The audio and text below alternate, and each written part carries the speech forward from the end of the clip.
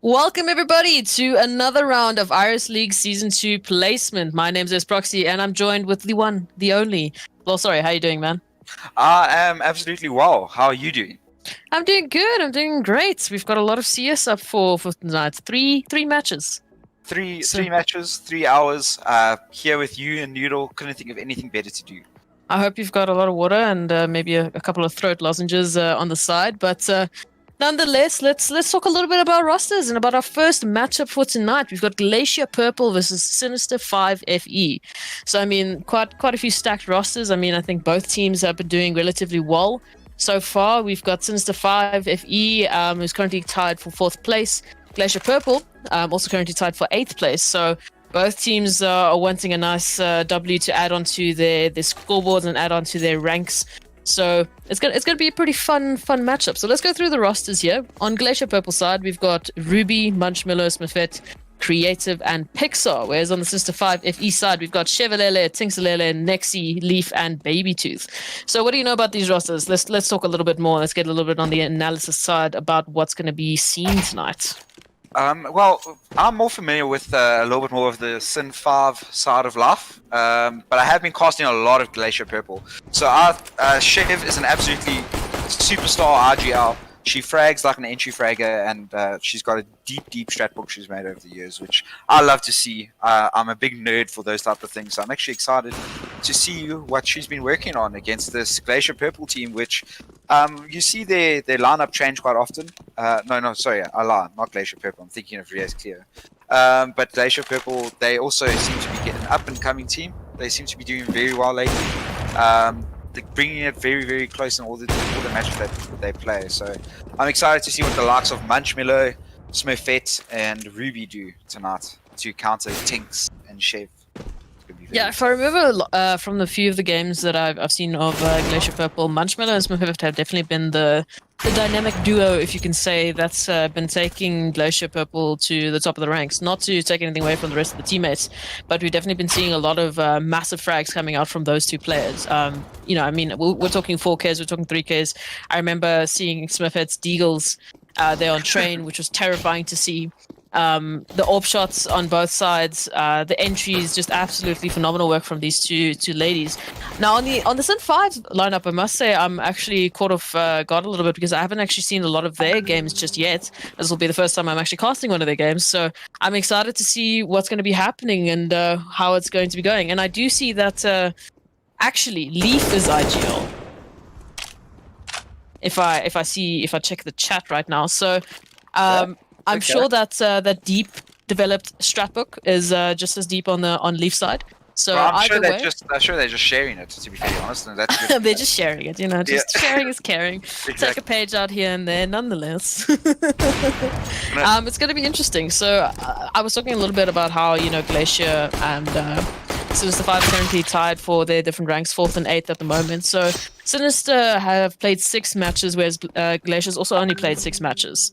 And out of those 6, you know, they've won 2, they've lost 4. This is now Glacier Purple, and with Sinister 5, they've actually won 4, lost 2. So quite a little bit of a topsy-turvy opposite here. So I think this is going to be a fun match. I'm definitely keen to see some close game CS. You know, watching a stomped match is never fun. So I want to see those rounds get as close as they possibly can. I don't want to say the bad word, the bad word that starts with an O, but I want a close game. I do think we are going to probably see a close game. But let's talk a little bit now while we're at it. We're getting towards the end of the placement cup, and tonight's matchup can really define whether Sin 5 make Diamond or Glacier Purple make Diamond versus Platinum placement cup.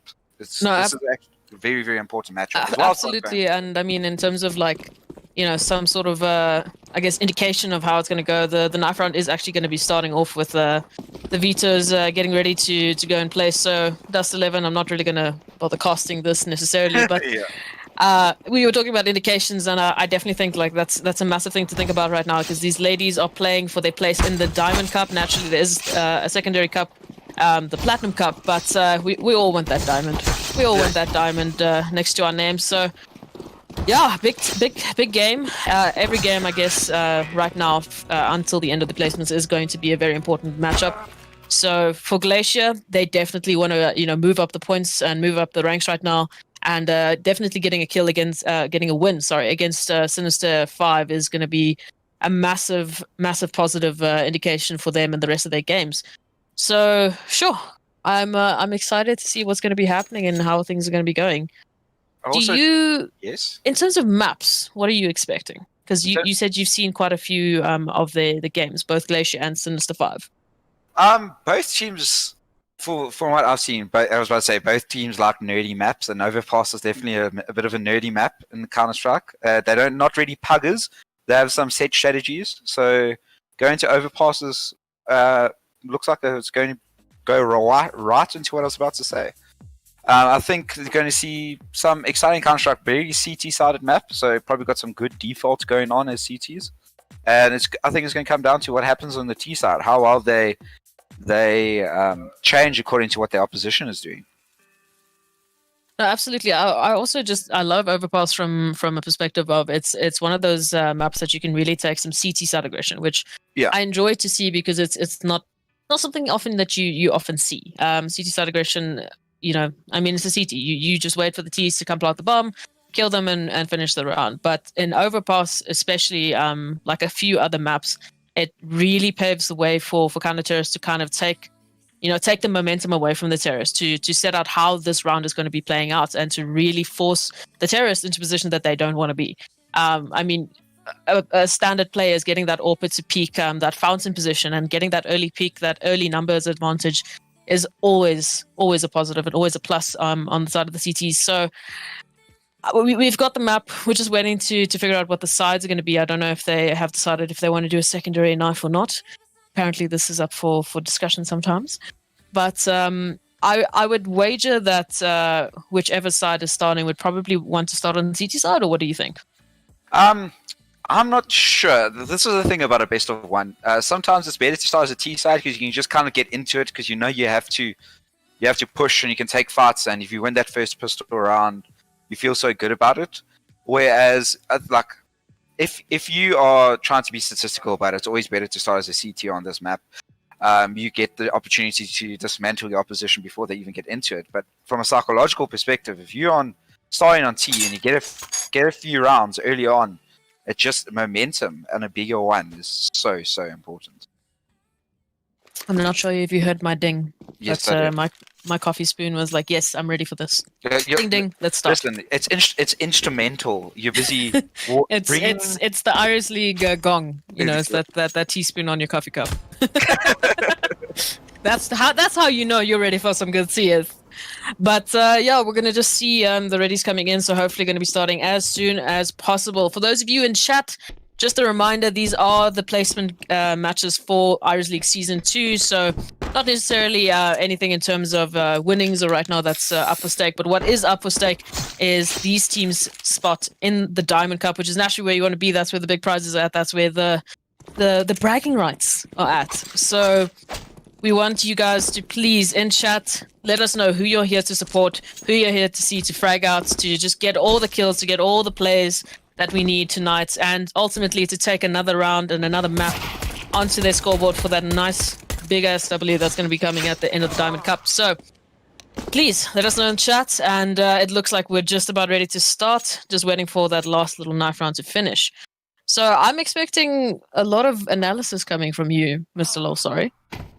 Yeah, you should be. I've been actually watching quite a bit of Glacier Purple and casting a lot of Glacier Purple. I feel like every time they play, I'm the one who's casting them. I feel like it would have been the same for me if I didn't have to play games. Because all of my next casts are Glacier Purple, basically. Well, you see, there we go. So you're getting familiar with the products in which you have to present. So looking from what I remember, this isn't Glacier Purple's map pick. From what I know, they prefer to play train, and they're pretty good at it. And also, I'd like to see Glacier Purple just running out there and taking these fights, because I feel like sometimes they just they doubt themselves. They doubt their own abilities, and there are some amazing fraggers on that team, and they should just go shoot heads. But we are going to go live. They seem to be running towards a bit of an A split, and let's see what happens here on the first round of Sin 5 versus Glacier Purple. I mean, going into an A split, you look to be right, as we do see quite like a full lowers stack, which is something I don't think I've seen yet. So 5 women down in lowers, and if Baby Tooth isn't careful, she's about to get a big fright as she peeks that lowest position. Is going to spot out 2, is going to get taken down, but she's only seen 2 so far, so the bomb hasn't been spotted just yet. So I don't see the rotates coming in from Sinister 5, and we've only got Leaf on the side of A to deter these terrorists. But I mean, those Glock spams are terrifying. And terrifying enough that they will be getting the bomb down as we see a 4v5 retake. And right now, Glacier Purple have enough time to get some good post plants in. They've got 2 players on side ready for that initial push, and that initial push is coming in. We just see a lot of damage going back and forth. So far, even trades. But so far, Pixar is just taking the heads off of all these players, sitting on a 2k right now, and 2 players left. Nexi with a nice shot there onto Pixar. Down to a 2v2. Nexi is still going ham. Gets another shot there onto Creative. She's sitting on her 3k so far. So only 1 player to take down, and that will be the first round then for Sinister 5. But Ruby is still in it to win it. Taking a couple of pot shots there at the diffuser, but she is unfortunately going to miss the headshot.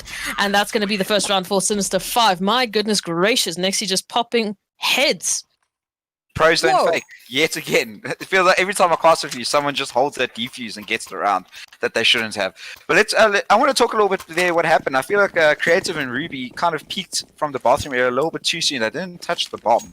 So they could have just played a bit more time, but it's okay. Nerves, they managed to get the bomb down. And we are going to see a P250 buy up here. That flash blinds absolutely no one. And we are going to see some type of long mid-take from Glacier. I mean, P250s have long-range capabilities. I mean, yes. I'm bad, so I don't think I should be speaking. Yeah, not me either. Me don't have long-range capabilities, but these girls do. So thankfully for them, they should be able to get a couple of nice pot shots. Ooh, just a bullet flying next to Nex's head. I'm not sure if she knows that was coming from Monster side, but Pixar is sitting in Monster, just taking a few little pot shots to get some attention from the CTs, as we do see this very slow mid-take coming in. We do see Munchmiller towards lowers. If Pixar and Munchmiller actually work together, they could potentially take out 2 CTs, but Leaf is holding that lowest angle while Nex is holding Monster. So nice crossfire coming here from the CTs. Baby Tooth going to take out that lurk from Pixar, and Munchmiller now also being spotted while the bomb is actually pushing up to A, with Smurfette taking the first kill there onto the A side. Only Chevalele left on the side to defend it from the terrace. The bomb plant is going to start going down, and down it will be as Ruby goes down to Chevalele. Nice headshot there. Is going to make that a second. And now just 1 terrorist on the bomb side to deter Chevalele. But as the flanks come in and the Munchmiller goes down, that's going to be the second round there for Sinister 5. Some eco frags.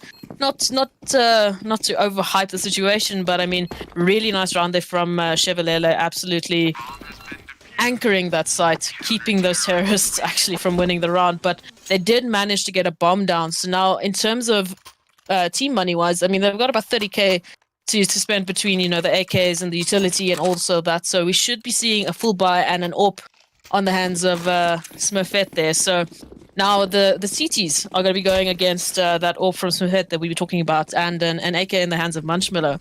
And I don't know about you, but if I knew that was coming, I'd be a little bit scared. So we do see this mid-lowers kind of default play coming out here from Glacier. Again, not too over-aggressive so far. Pixar is going to take the first peek and tapes down. Next, he did not spot the second CT there, but Leaf is going to get spotted there by Munchmiller again with that lowers pick.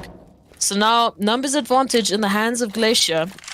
They seem to favor this long take, this long mid-take. I guess they're just, playing with 4 picks and seeing where they can get the most of it.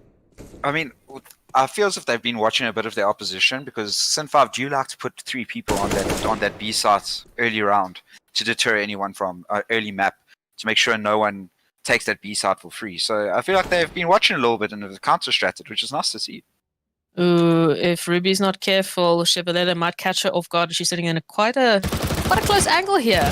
A little bit of pot shots coming out, and Munchmelo is going to take down Tingsulele, but they need to be careful of Chevalele in the corner. Is going to take a second with that FAMAS.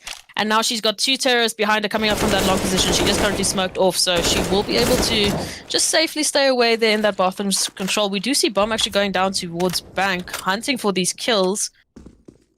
Sure, that's the right decision. Just a little. I mean, maybe they want to go B. But Pixar's very low right now. She's on 5 HP, and she's still got to deal with Leaf sitting there with that SMG. And Pixar is going to go down to Chevalele now. So the Bomb and the AWP actually just stuck in that Banks position right now. Well, now shot by Smith. Ooh, Oh, that nice. headshot by Creative. Now all of a sudden, it goes from a 3v2 to a 2v1 for Glacier Purple. And this looks to be their first round, unless Baby Truth goes absolutely wild here. She has to unfortunately find both terrorists, but Creative is going to swing out and take her down. And that's going to be the first round there for Glacier Purple. So a little bit confusing. I was a little confused. I don't know about you. I was very with this double bank stack, but it worked out in the end. I mean, the players were hitting their shots, and I'm pretty sure that AWP shot was just unexpected for us as it was for the CTs. So right now, the counter-terrorists have been pushed onto their 4 spies. So we do see 4 deagles in the hands of Sinister 5 right now, with Chevalele on that farmhouse again, and a kit at least. So this is a little bit of a tough round, as Munchmelo is immediately going to take down Leaf, and already a lot of B aggression. So now this is the first time we've seen Glacier actually favor this B side. Nexy with a nice shot there onto Creative. Baby Tooth is going to spot out a second player there onto short. The AKs, the sound cues are all running in. I don't think they've seen the bomb yet, but Munchmelo and Pixar just taking down the CTs one by one. Ooh, Baby Tooth is going to take down Munchmelo. That's the bomb dropped again. So now the CTs should have all the information they have to take down this round. Chevalele, like I said, with that FAMAS can be quite dangerous, but Pixar is going to win it, is going to finish it off, and already 2-2. I mean, these rounds are quite quickly. They really are. I feel like we just started 5 minutes ago and already in what is going to be the 5th round here of this map, but we're going to see what would look like a very, very light bar. They're busy saving up for the next round to make sure they can afford that AWP on the side of Sin 5, but I just want to see the T's making sure they're clearing all of the angles, because if you leave a stone unturned, you've seen Nexy will take off your head, and Chev does like to find these nerdy little angles and making sure that she takes off the heads that get presented to her. We do see quite a bit of an early A stack. I believe Sinister 5 is obviously, they're on a pistol round right now, so they have to stick together. And Tingsulele is going to be stuck to the next round, as well as Baby Tooth, as Ruby and Munchmelo are just tearing through their defenses right now. Chevalele in that nerdy corner we were talking about is going to take down Munchmelo with a deeg, and now we're left in a... Oh, I wanted to say that, but Smurfette and Pixar just... shut me down as much as they shut down Sinister 5. So that's going to be the round 6 now going on. 2-3 is our scoreline. Glacier seem to have kind of woken up a little bit. They're taking a little bit more aggressive plays, which I like to see. Naturally, because, it's eco buys and save rounds and so forth. So now what we should be expecting is quite an even matchup, because both players should have, both teams, should be having a full buy. We do see two pharmacists in the hands of Baby Tooth and Chevalele. Not that I think they would complain, because they've been absolutely phenomenal with their aim tonight. So we'll see how this plays out. But again, this default player with one player towards towards B and another player towards lowers. Initial shot there coming out there from Tingsulele. Unfortunately, I'm not sure if that was a team molly. Couldn't see it. It was a team molly. It wasn't. It was unfortunate. But that's going to then now push back that A defense, as Tingsulele and Chevalele are going to fall back to the A site. Got that AWP towards long, so should have some early information if Glacier decides to actually take this A, which it does seem, as we see 4 terrorists towards the site. Currently, Sinister 5 just having a slow retake now. A little bit of an unsure retake. So for the moment, Sen 5 are going to be on a 2-woman hold for this A bomb site. Oh, nice shot there by Tingsulele onto Ruby. Almost converts to the second, but Smurfette is faster. So now this push from Glacier is going to be coming out. All the mollies, all the utility going down, but they still haven't spotted Chevalele in that corner. So sneaky. I would hate to play against her. I'm not going to lie, but we are going to see creative taking down Chevrolet, and that's the bomb start and the bomb down for the T's. They're going to have an amazing retake here. Pixar is one-shotable. Oh, Smurfette with the amazing shot towards Leaf towards bank. Oh, Nixie busy training up. It's a 2v2 now. That nade does some serious damage, leaving Nixie on 25 HP. And they are going to have to swing out and clear these corners, and I wouldn't want to when Smurfette is hitting the shots like she is. Not only that, but I mean, they got such good post plant positions. I say that, but Nixie just taking Pixar down, and that just leaves Smurfette in an unfortunate angle there. She can't do anything from that angle. She can't see the bomb. So my goodness gracious, Nixie really coming out strong there to win the round there for Sin 5. Some beautiful shots there. So goodness gracious, we're already tied 3-3. These rounds are so quick and they're so back and forth. It's like I said, this is what I wanted to see, and I'm happy that we're seeing it already. Oh, this is going to be one of those swing rounds, as we like to talk about, because if whoever loses here kind of can't have a full buy into the next. So this is a very important round for both teams to win, and REacce is going to be making her way up towards the party area. Smurfette flashes herself out towards Long. They've got some good early information. Long seems to be clear for them. Marshmallow with a great little flash, making sure that the entire water. Oh, Ruby with the headshot towards Baby Tooth. That is an insane shot. I mean, that's what you need, right? That's what you need from your entries. Oh, I'm not sure if she's an entry, but nonetheless, she's doing an entry's job right now. Another player that she needs to spot out. She doesn't see the barrel just yet. Just barely sees it at the nick of time, and is going to take Chevrolet down from her sneaky position once again. So now a 2v5. I mean, if you're Sin 5 right now, the money is not looking great. I mean, we do see that Chevrolet hasn't been able to buy, full armor just yet. So you need to be able to take these guns into the next round. And unfortunately for you, you're sitting on B sites, and Glacier have decided to take this B bomb site. So you're in a bit of a predicament now. Ooh, as Nixie is taking a couple of pot shots there, is going to get tagged down just slightly, but now she's got two terrorists looking for her position right now. Ooh, Pixar is going to go down to the molly, unfortunately. And Tinks is going to get a nice shot there onto Munchmallow. So now they have bomb side. They actually can win this round. Nixie takes down Creative. Swings and takes down Ruby. Only Smurfette left. Orp versus Orp right now. The molly is going to go down onto the bomb. Tinkselele has to get this kill onto Smurfette if she wants any chance of winning this round. But Smurfette's playing this very smart right now. She's doing that flank around to Monster. Not sure if Tinks is going to be expecting this. Is going to tap the bomb there. She's looking. She knows that Smurfette has to peek once or another, but the time is ticking. And Smurfette is just playing out time right now. She's just toying with Tinks right now. And she still manages to get the kill and the round there. But that was such a close round there. I mean, we literally went from, oh no, definitely a save now for Sin 5 to almost the clutch. From both Nixie and Tinks there. So, my goodness, you were talking about a swing round and a swing round nonetheless. I did not expect that though. I'm not gonna. Yeah, no, that definitely was not on not on the plate that I was expecting. So now we do see a couple of pistols, a couple of deagles. Oh, Smurfette there with the blind shot there onto Tinkselele is going to immediately force those CTs to just run back into lowers. So. Right now, a little bit split up. They don't really have any A control just yet. If Glacier do decide to push A, it's going to be the rotate of the B players to actually hold that A side. So a little bit split up, and that nade puts Nixie down to 10 HP. My goodness gracious. So not a lot of HP, not a lot of gear right now to be fighting off these Glacier players, but we'll see what these pistols can do. As we've seen Sin 5 do a lot more with a lot less. We do see a lot of Glacier players going towards the B side. Baby Tooth is actually taking down Pixar, but Munchmallow just sitting on a 3k, tapping away those CTs. So much work. She knows they're on a save round. She's ready. She's getting those eco frags. The bomb is going to go down onto the A site, and only Chevrolet, who has managed to kill Smurfette and save this Orp. Ooh, nice shot there from Creative. Is going to put Chevrolet down to 20 HP, and currently Munchmallow. I mean, we were talking about the 4K, and here it is for Munchmallow. Nice frags there from her. Eco frags, but some very good frags. I mean, we were saying the dynamic duo of Munchmallow and Smurfette, and they haven't disappointed. We got Smurfette on 8 kills and 3 deaths, and Munchmallow 9 for 7. Dying a bit more, but she's been opening up the sights and getting multi-kills left, right, and center. You absolutely have to see it. I think Glacier Purple are starting to get onto Chev's nerdy corners, busy checking, making sure before they push. Yeah, no, it's it was quite lucky actually that that little barrel from the Famous was sticking out, but it was almost a different story. But it was some good flicks coming out there from Glacier, and I mean, I think right now, if you're Sin 5, you're trying to think, okay, well, what's working, what's not working. I mean, we've seen so many individual players. I mean, Chev, we were talking about her sneaky corner. She's sitting on 11 for 6 right now. Absolutely just phenomenal work from her and Lexi right now.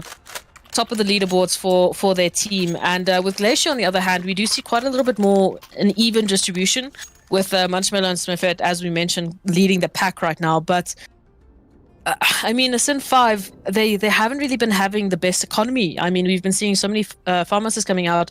We haven't been seeing a lot of full head armor, actually, which, I mean, against an AK doesn't really matter much, but it speaks to how little actually the CTs are getting right now from these rounds. These rounds are extremely close, and because of that, it's unfortunately just affecting the economy to that point. So even if you win a round, the next buy is not going to be a fun buy, if you know what I mean.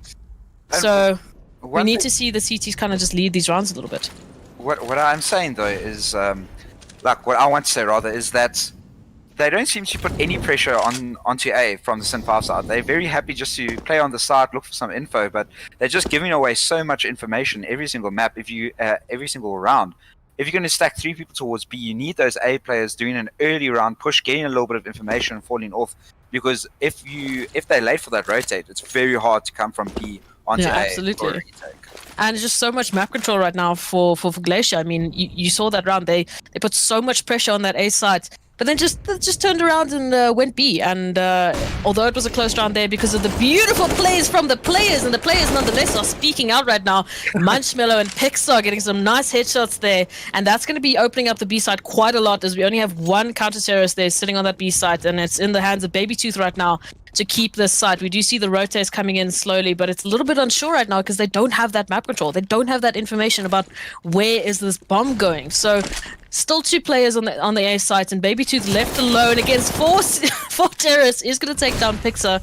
I don't think she's expecting the second player from the same position though, and we do see the last 2 players rotating through, so it's still a 3v3. But the kills from Baby Tooth right now, she's holding this B site, and it's going to give her team enough time to rotate and help her out. So now we're in a 2v3. I mean, 12 seconds on the clock. They need to go now if they want to get this bomb down. They don't have another choice. They have to take this beast site. And unfortunately, Baby Tooth is just absolutely decimating Glacier's entries right now. She is going to go down to Smithford at the end of the round, but that's the end of the round, and another point there for Sinister 5. So 4-5. I mean, that was just such a little bit of a late round, I'd say. I mean, you left that execute to so late in the round. You got the entry. I think there was just a little bit of hesitation on the capitalization there from Glacier. They really needed to push that B site. I mean, the time was running out. I didn't even realize the time was running out. This is what I was saying earlier. Glacier Purple seem to have this problem where they don't back themselves. After one of their star players do die, they seem to take a second and they hold back. Where if they have a bit of utility, they can just use their util, make sure the corner is clear, and they don't even need to take the fight. So I think a bit of utility management is in order if we want to see Glacier Purple take it to the next order. But as I say that, Leaf does go down to 1 HP after taking down Munchmello, and it is a 4v3 for Sin 5. Okay, I'm going to say a 4v3, but Leaf is only really still in the map in spirit. A 3.1. 3.1. A 3.1 versus another 3. So, I mean, a lot of shots are having said that Smithfield is going to be taking down Chevrolet, so that's going to be that A defense just weakened quite a bit more, and we do see the rotate coming in, but it might not be enough, as we were talking about that 3.1, so now it's that 1.1 holding the A sights, and Creative. We were talking about her HP, and Leaf just got, unfortunately, sprayed through the wall there. I mean, she didn't have much HP to fight it there, but that's going to put Baby Tooth now in a 1v3. Absolutely great work there from Creative, getting that nice little 2k spray down. So if you're Baby Tooth right now and you're in a 1v3, you have no idea where these players are. You have some inclination about where they could be, and you're going to be taking that with you as you take down Creative. The flash coming out. Looks like she's going for this, but I mean, she's got so much angles to clear, and she's got so much to take down. I think she's going to be going for that save, and as I say that, she does. So that's going to be the 6th round now for Glacier. And again, the money is not looking great for the CT side. I mean, if I was them, I'd just want to get our utility and our economy just sorted out right now. I mean, we've got an average of about, I'd say, 2 to 3k. In total, they've got 13k to the team's name right now. So not a lot of money. Definitely not a lot to get that full buy that you need right now against these AKs and these AWPs. So it's going to be another save round there for Sinister 5, and if they don't get a couple of kills, it might be another save round. But we'll see how it goes. Babytooth already taking a little bit of damage there. Ooh. That was a bit of a missed jump up Babytooth and a missed molly, probably a bit frazzled from taking 24 HP in the first 5 seconds of the round. But we are going to see a stack towards the A, but without the bomb, so probably going to just be a fake. Munchmeadow does take down Babytooth and takes down Leaf. She's just swinging right now. She's just swinging. I'll take a kill here. I'll take a kill here. Just keep swinging. Pad those stats. What am I saying? Stat those pads. Stat those pads. Yeah, no, she's definitely statting those pads right now. And we do see that Glacier is going to be favoring this bomb site. But REacce has managed to just sneak by and is taking kills one by one as she's just taking these AKs down. And now we're left in a 3v2. This is what I needed. This is what I want from the Sinister 5 side right now.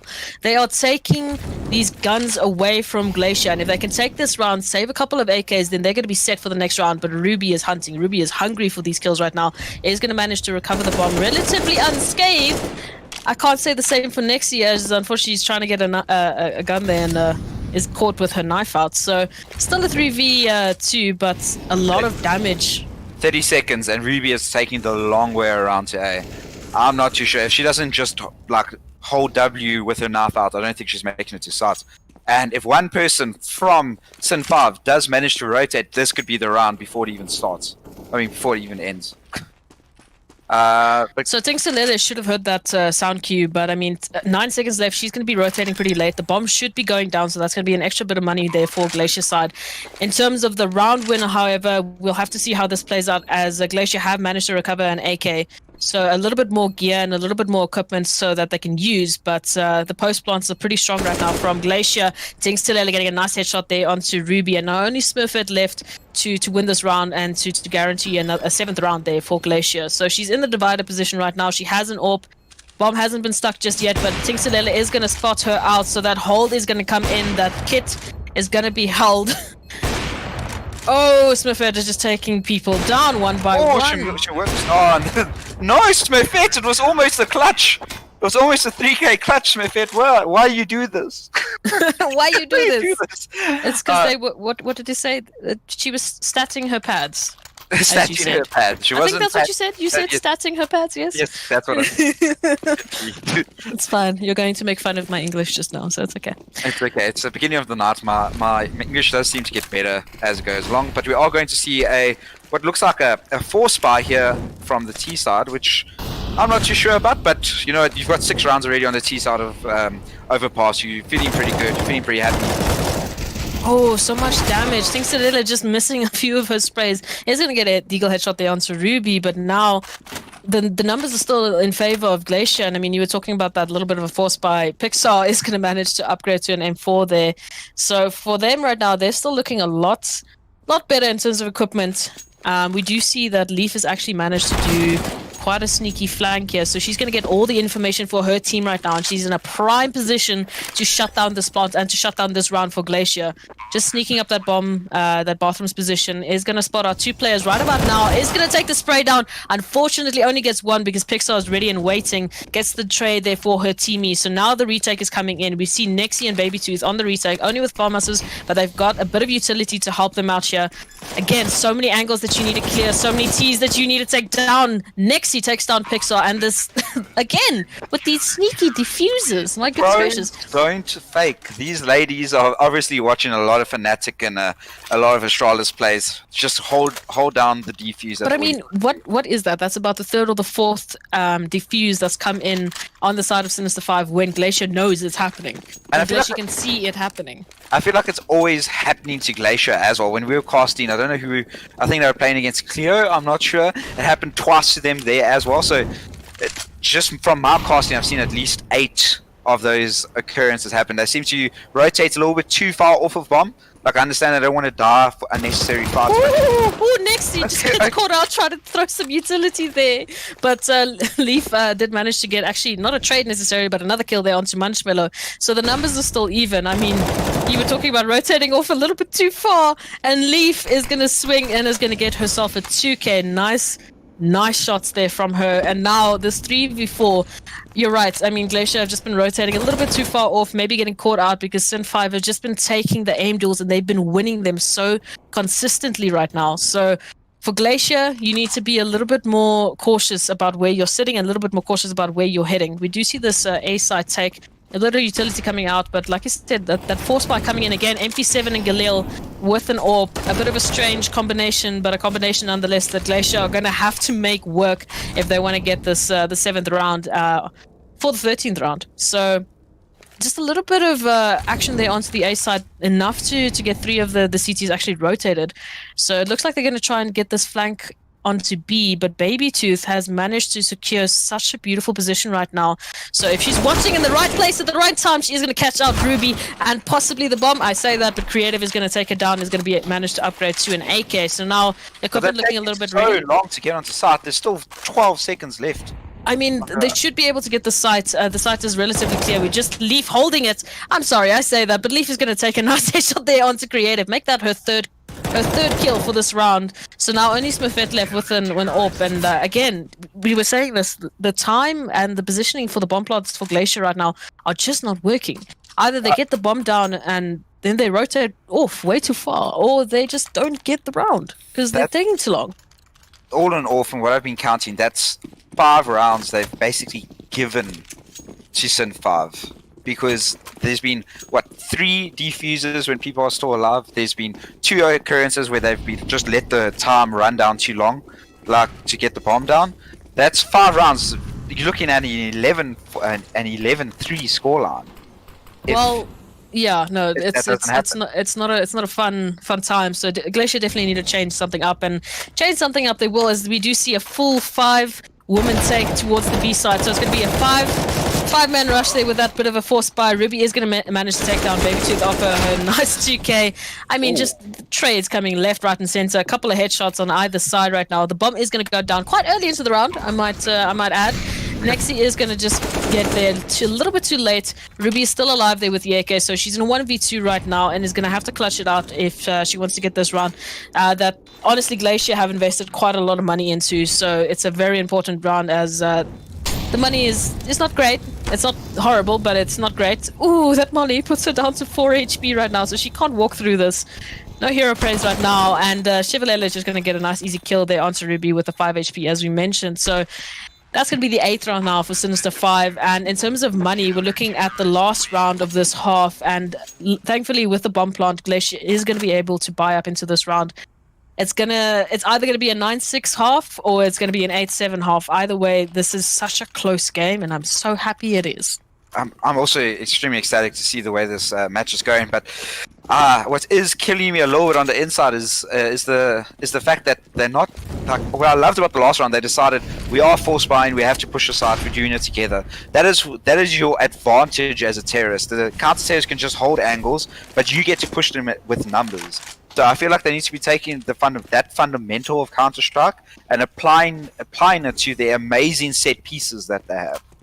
It also doesn't help that they basically used that in the second last round. I feel like if they used that a little bit earlier, we could be looking at a different scoreline. But Sinister 5, not to take anything away from them, they've been having some fantastic defense plays, both from the team as a whole, but also the individual players that are coming out right now is absolutely deterring Glacier. So we see that Glacier have actually done this 5 stack. The smokes are going to be coming in on this A site, and the execute is going to be running in. I mean, Chevalier right now, I'm watching her. She's fully blind in the smoke.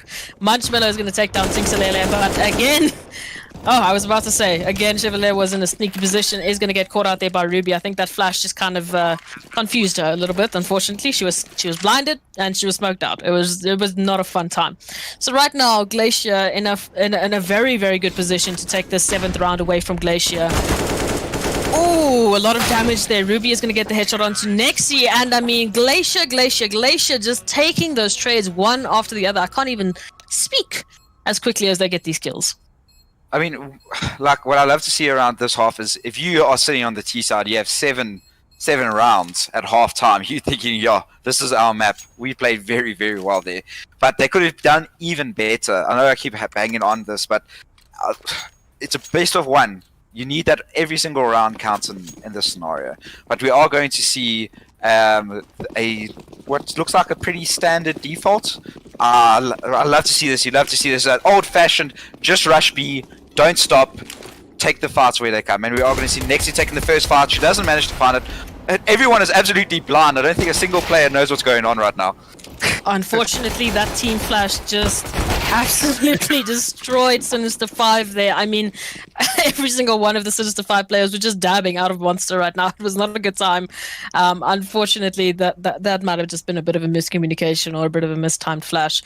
Either way, though, I mean, that's going to just be a couple of pot shots there, and that's going to be a very easy round there for Glacier. So right now, 8-8. I mean, so quickly timed up. You know, you were talking about how Glacier was struggling, but apparently they're quite happy on CT side. They're quite happy to just get a couple of easy headshots. You know, I mean, tap.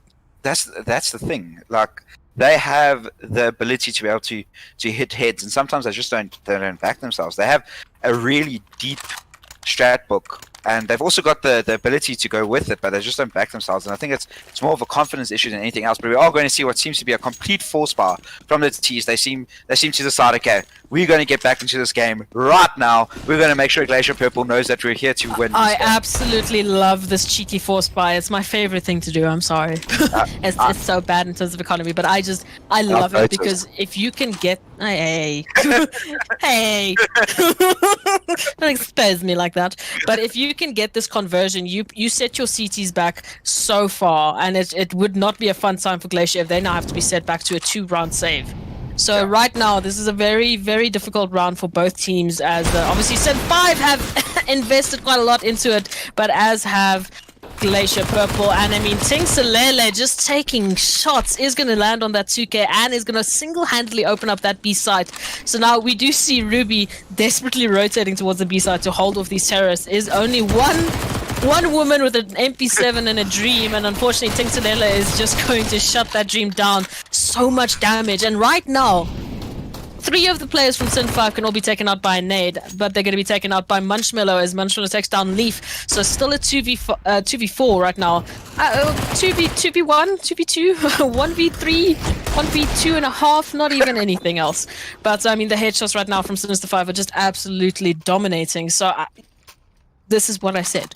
This is why I love the cheeky buy, because right now Glacier have been forced into a conversion that they're not happy about. I mean, they've just got over 2K, so one save should be enough. Thankfully, there was a lot of damage going back and forth and quite a few kills, so not the double save, thankfully for them, but even if they save those round, maybe get a couple of kills, the next buy is not going to be the best. Definitely not. They're going to have to either sacrifice M4s for FAMASs or sacrifice utilities. So a 2-1-2, little bit of a hold here from both the CTs and the terrorists. And Ruby and Pixar getting those headshots with the pistols there is going to just surprise Sinister 5. So that's going to be another gun upgrade there for Glacier. But a lot of congestion towards this lowest to B site positioning right now. So for Glacier, you've got a bit of information. You just got a little bit more as one of your players just peeked out and shot a warning shot there, and Tingsalele is not going to listen to the warning. Unfortunately, it gets taken down there by Smurfette, and Smurfette is still on site. Ooh, takes a couple of pot shots there onto Baby Tooth, and is going to finish it off with an insane headshot there. So still just Chevalele on 21 HP now, versus 2, has to recover the bomb, and unfortunately is going to get shot in the back there by Munchmello. Great flank coming out, and I mean, yes, I was saying that it wasn't going to be a great buy, but I mean, with winning the round like that, I don't think Glacier could have played it any better. What I do like to see there is that Glacier decided, okay, here the best defense is a great offense, and just make sure that they're taking as much map position away. And Sin 5 just running straight into their crosshairs. They did not expect the aggression, but we're going to see another B rush here from Sin 5. Counter aggression with some more aggression. Oh my goodness gracious! Sorry, Smithette and Creative didn't really care what you were saying. Yeah, They just decided, no, we're gonna get a 3K now, thank you. But nonetheless, that is going to actually go in favor of Sin 5 right now. Not a lot of HP, but they are gonna get the bomb down, so quite a bit of economy now. That Molly is gonna force Baby Tooth out of her position, so now just Leaf left with 12 HP. She does have an M4, but I mean that Molly is just gonna. I mean, just the mollies. So I mean, very very well played there from Glacier. I mean, their CT hold is. I feel like they're a lot more confident in their CT hold. Naturally, it's been a little bit of a toss between some save rounds and some force buys, but even on pistols, Glacier right now are playing so well. They're playing so well coordinated, and they're just hitting such beautiful shots that it's just deterring Sinister 5 regardless of the economy. But economy is the focus, as we do see a full 5 AK buy coming out there from the terrorists from Sinister 5. So they've got the equipment right now to take this round, and we do see a bit of a little bit more of a split take. We've got 3 towards B, so a bit of a, and some might call it a standard default, but Munchmiller with the aggression, I said the confidence is there for Glacier, and it's just gonna solo push out long and just get a nice easy kill. And a nice kill then D coming from Leaf as she gets the numbers advantage back to neutral territory. So now 4v4, and I mean the bomb is still left in spawn right now. The players all over the map. Where do you go right now? We still need like one more kill there for the Sinister 5, unless they just want to take this. They just want to push one side together and just get headshots after headshot. The only player on Glacier Purple that has utilities to actually stop a rush right now is Munchmiller. So if they pick the right sides and just rush, it's pretty much the site open. Maybe she's taking a bit of time to find that headshot, but she does find her taking down Creative, and now it's a 4v3 scenario for Sin 5. I'm not sure what happened there. Creative just peeked out basically blind and without any backup from her teammates there. So that was a pretty easy kill there from Baby Tooth. All might be it's a little bit of a ooh, okay, hello. There's the CT just looking at me from short. So we were talking about time for Glacier, and time is the focus right now. Sinister 5 have 20 seconds left to take this bomb site as they've committed to this. They've got all of their players towards the B bomb site, and now it just needs to be headshots, and headshots is going to start it off with Baby Tooth getting a nice shot there through the wall onto Munchmellow, and Leaf is going to continue it, but Smurfette with the 2K. And she has to get another 2K if she wants to win the round, and Baby Tooth are just going to shut it down with her 3K. So, I mean, beautiful work there from both Leaf and Baby Tooth, just getting absolute nutty shots there to open up that bomb site. So, we unfortunately now see that Glacier are going to have to go on a bit of a save round there, but I see 5 Deagles, and 5 Deagles make me very happy and excited for what this round is going to hold, as, those one-shot headshot abilities, those Juan Deags, can be an absolute beauty to watch. We call this a Barry expertise in the commentary box when you're not here. There we go, there's one! Taking off Tinks' head. She does get traded, but she does cause a lot of damage onto Leaf. And they're going to get the bomb down, but Leaf's sitting on 11 HP, one shotable from any gun, and there are still 3 Deagles in play. I mean, just absolute phenomenal work, and more headshots to come as Munchmiller takes down Nexi. But Leaf, right now, the IGL of Sinister 5, putting in an absolute mission of a work right now. She's taking 3 so far. Absolutely single-handedly opened up the bomb site. Is going to get taken down finally by Pixar. Is going to get traded almost immediately, and Ruby is just going to get headshot there by Chevalele. So that's going to be such a quick round. I mean, the what? The berry special? Yeah, the Barry special. The Barry special. Oh, it works. No. I can't shoot the big side of a barn with an eagle. Okay. You say that to 80k, but let's carry on here. Moving on. Round 22. We do see that default play coming out again. So equipment not looking too great. I don't know where Smurfette and Chevrolet have been taking just the slightest ticks of damage there. So, yeah. It's fine. It's just a little. Probably just ran into a wall or something. Oh, but Ruby is going to take down Chevy as she jumps down the ladder. Leaf does make it a 4v4, and there goes Ruby, the RGL. But now she can sit back and say, "Okay, guys, 2 go here, 2 go there. This is the favorite spot for an RGL. You're just going to sit back and pretend you're not on the server." just watch anxiously as your teammates have to play out the round. that's more what I would say. But I'm sure Glacier and Sinister 5 are ready for this round. We do see Babytooth holding that just that little lurk position there onto short. We do see both.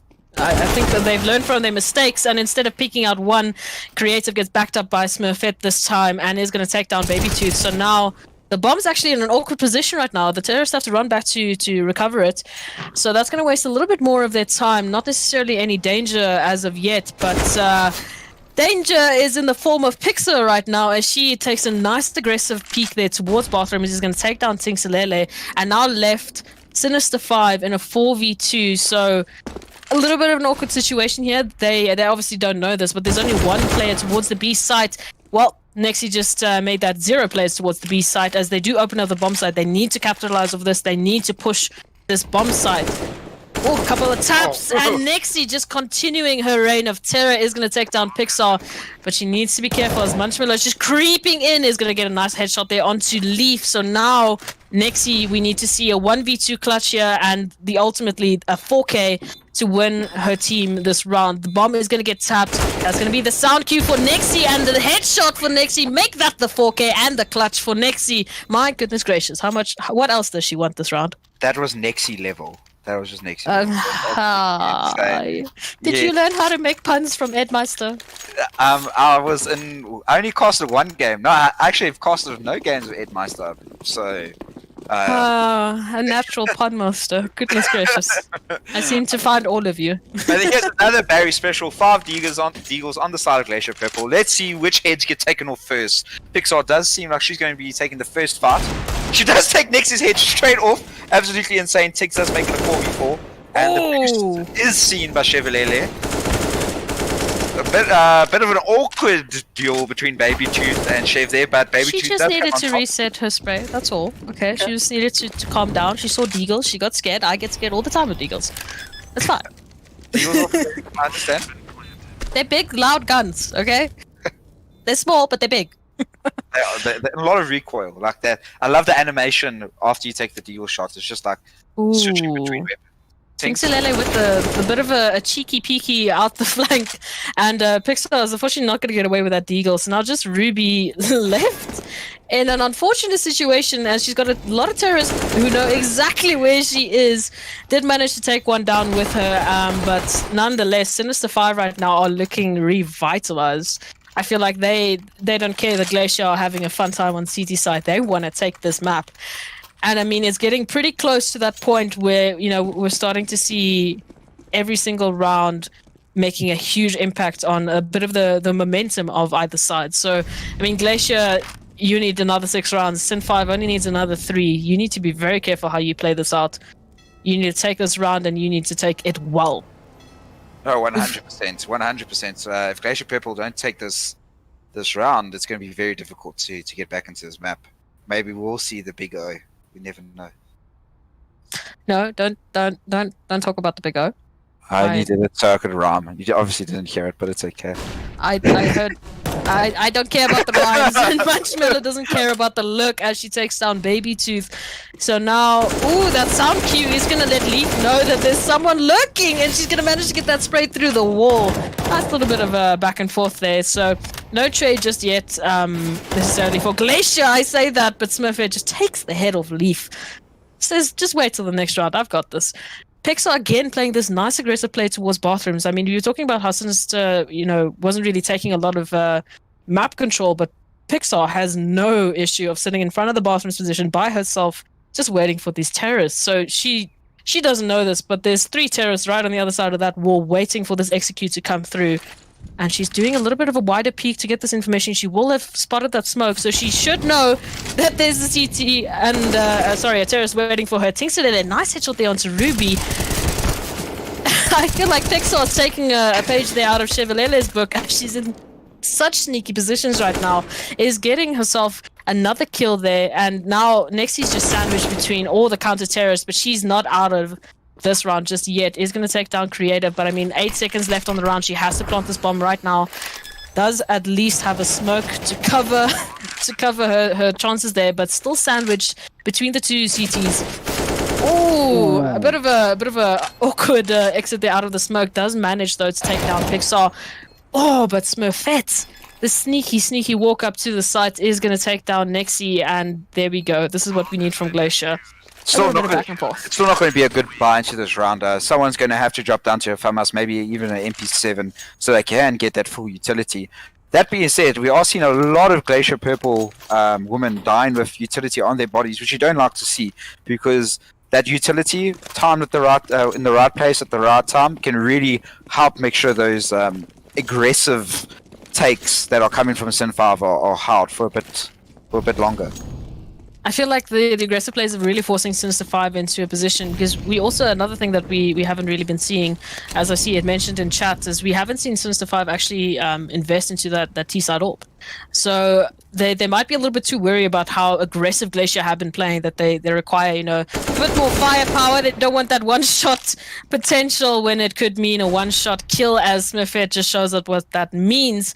So Leaf is going to spot out Pixar right now. A bit of an awkward play there, but Ruby is also going to manage to get a trade there onto Tingsalele on the long side of things. So still a 4v3 right now. So Sinister 5 is still on the back foot, if I can say it that way, even though with those beautiful kills there from Leaf. So I mean, if you're Sinister 5 right now, you still have to retrieve the bomb, but I mean, there's nothing really that's, I would say, is open.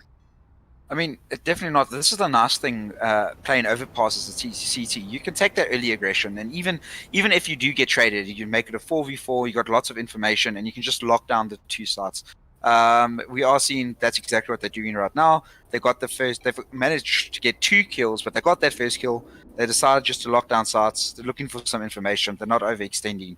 This is very, very well disciplined Counter-Strike, and they're just trying to wind the time down on the T's. Make the clock your extra player. That's what you got to do. And I mean, I feel like every round is either finished in a couple of 20 seconds or runs down to the last 20 seconds. As we do see it's 10 seconds left, and I mean, Nexi's just the full-on support player, throws all the utility for this B-side take and takes the kill onto Creative. But I mean, there's not going to be enough time for this bomb plant, and that's going to be the 12th round there for Glacier. I mean, what is this? Old school Fnatic? Old school Navi? I can't really remember who was, I mean, so famous for just executing in the last 20 seconds of every single round. But that seems to be a common theme between both teams right now. I don't know why we're leaving this till so late. But I mean, a little bit of a backstab there from Chevalele. Maybe she's just a little bit too keen for this round. Is going to take her teamie down to, you know, just the 70 HP. But that 70 HP might not matter when it's 5 terrorists on the B side just taking it down, and the pistols are raining in as that B side is completely just left defenseless. The bomb has plenty of time to go down this time, and go down it will. We do see a very nice cheeky flank there coming out from Glacier as the SMGs are coming behind the Sinister 5 terrorist right now, and is going to take down Leaf. And ooh, very nice trade there with Baby Tooth and Nexi just waiting for Ruby to mess up. Baby Tooth. I mean, that's the 3k for Baby Tooth, the 2k for Nexi. Between the two of them, a nice little teamy ace. I mean, it is just fantastic to watch Sin 5 when they decide, okay, we're going to push the start, we're going to push it right now. We're done. We're ready. We're ready. We want this round. That needs to be taken. They definitely have the firepower to back it up. But what I would like to see is maybe Glacier Purple learning a bit from it, and like you notice when someone's going to be on a half bar or not a decent bar, and just stacking that B side with a bit more players to make sure it doesn't happen. But I'm not sure how Ruby got out of that. She had no business winning that fight, but she did. But she does. That kill actually gives bathroom control straight to CTs, and we are going to see Baby Tooth taking the fight towards Pixar. Pixar missing the shot with the deagle, and everyone else in the team is setting up for an A execute. I mean, it's going to be a bit of a hard-earned fight there on the A bomb side, as literally every counter-terrorist except for one already knows that it's going to be an A take. We do see the flank coming through. Oh my goodness gracious, but somehow Pixel manages to walk right past Nexi. So Nexi's just going to keep her team in a safe position right now. Baby Tooth does spot on the shadow there from Ruby. Ruby unfortunately does get taken down, and just Smurfette right now left to defend you know, the match points from Sinister 5 right now. So that Molly it's just gonna force her out right now. She doesn't really have the equipment. She doesn't really have the utility. Definitely doesn't have the best gun right now, with the MP7 being the only thing she can use, as that's all that is left to her right now. So she's unfortunately gonna have to think about saving, as the bomb clock is ticking down, and that's gonna tick down into the 15th and match point for Sinister 5.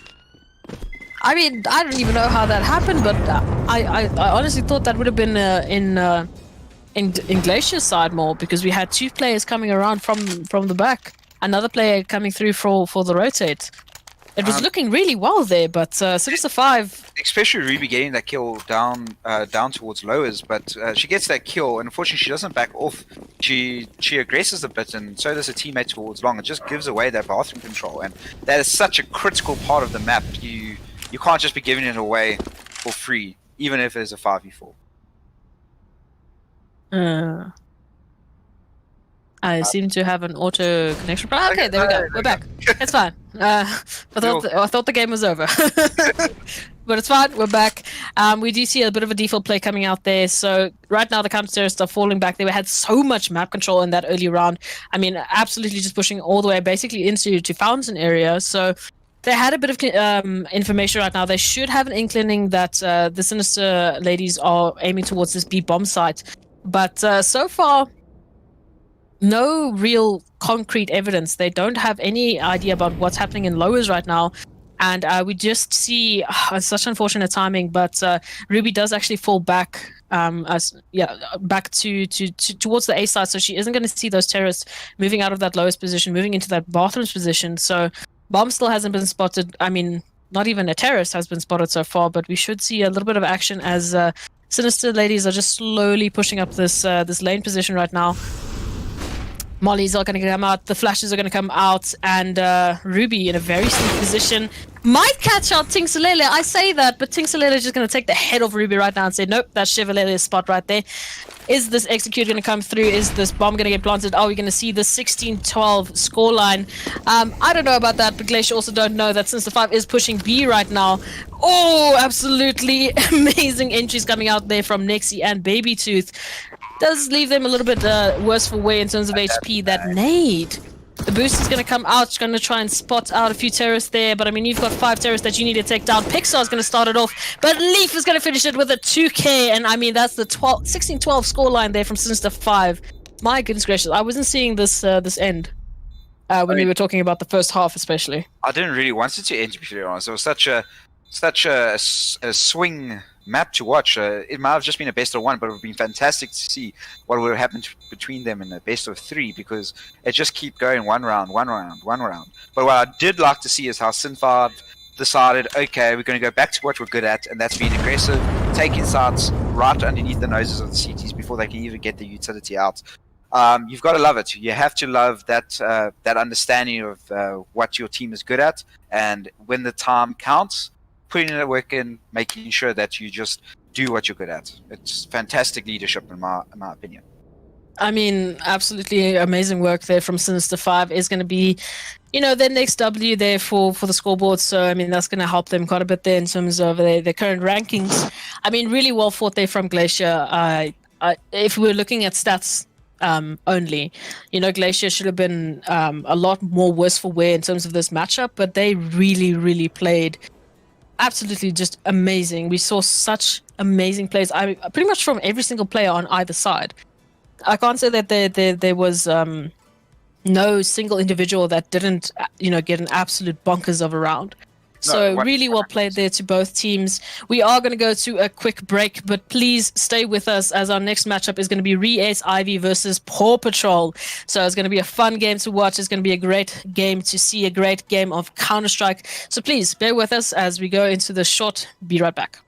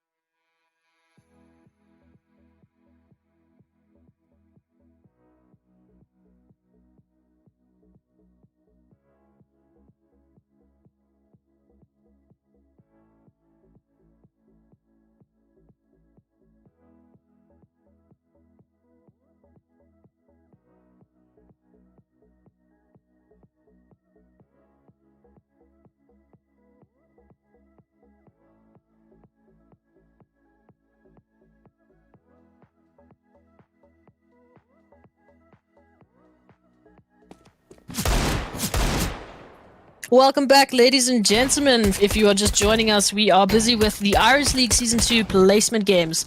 So my name is Proxy, and I'm joined by Lol. Sorry, welcome back, sir. It's been a long time since we've spoke. I mean, it's so long, but every moment with you are absolutely treasure. I learned so much from you. I appreciate you being here. Oh. Well, I mean, if we're talking about some treasures, let's talk about this matchup that we've got tonight. So we've got that's a previous game. We've got Paw Patrol versus REacce Ivy. See, I'm still in Glacier Purple's roster right now. But speaking about rosters, don't you want to take us through this roster for tonight? 100%. So on Paw Patrol, let's first quickly note that they are unbeaten so far this matchup. This placement cup rather. Cali Kush, Nats, Kush Lord 69, Simone, and Scorps versus Dark Angel, Psychedelic Ninja, Anime Tweety, Vicious Venus, and Cyanide MG on the side of REacce RV. I really I've played quite a bit with Vicious Venus. On her, she's actually a very talented player. On her day, she can take heads off like it isn't anyone's business. And if Ivy stand a chance in this matchup, I feel like she is the key to Ivy taking this game. I mean, in terms of players and rosters that we were seeing tonight, I think it's that Paw Patrol have not been beaten just yet. They literally have not lost a single map, and since I've at least been in the coach spot when we played against them, I can say that I definitely do think that Paw Patrol are ready to win this, if I can say that. They are a really, really strong roster. Formerly, basically, this roster is a mix of, we've got a bit of a energy roster in there. We've got a bit of the old White Rabbit Marillis roster in there. So all around, really, really, really strong players. And this roster is really looking really good. I haven't seen anything just yet from REacce Ivy. I am really curious to see what they can do. Like you said, you at least know Vicious Venus. I, on the other hand, I have not yet seen this side of, the current teams, playing better than we expected in terms of stats. I mean, we just saw Glacier and Sinister 5 having quite a close game, whereas the stats, would have said otherwise. So I'm not going to list the stats right now and what we're going to see, but we are going to go over to Mirage for tonight's matchup. So let's talk a little bit about Mirage, since you know a little bit more about both sides. You've casted at least, I'm sure, one side, and I think you know quite a few of the players on the REacce Ivy sides. I've casted quite a bit of Paw Patrol, and I haven't actually casted REacce Ivy at all. But I am quite familiar with Venus, and I think Dark Angel I've played with one or two times, but that's as far as my relationship with either of these teams go. But Paw Patrol, they are the definition of just pure aim. I don't think I've seen them miss a shot this entire tournament. And when they do miss a shot, they don't. What am I saying? They don't. Honestly, from the side of Simone, Nazi, Kush Lord, Kelly Kush, when she has the AWP, it honestly feels like I'm busy watching top 20 professional teams playing with each other. They just know each other so well.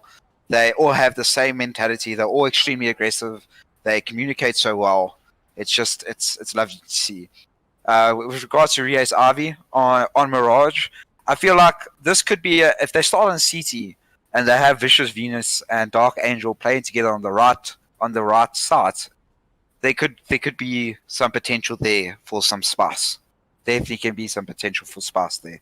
I mean, I definitely think that these placements, I mean, there are BO1 systems. For those of you who are a bit unfamiliar with the way that this placement is set out, it is a BO1, basically, where every single team has to play every single team. We've got 11 teams currently registered for the REacce Season 2. So, I mean, a BO1 is, I honestly believe, it is crafted for upsets.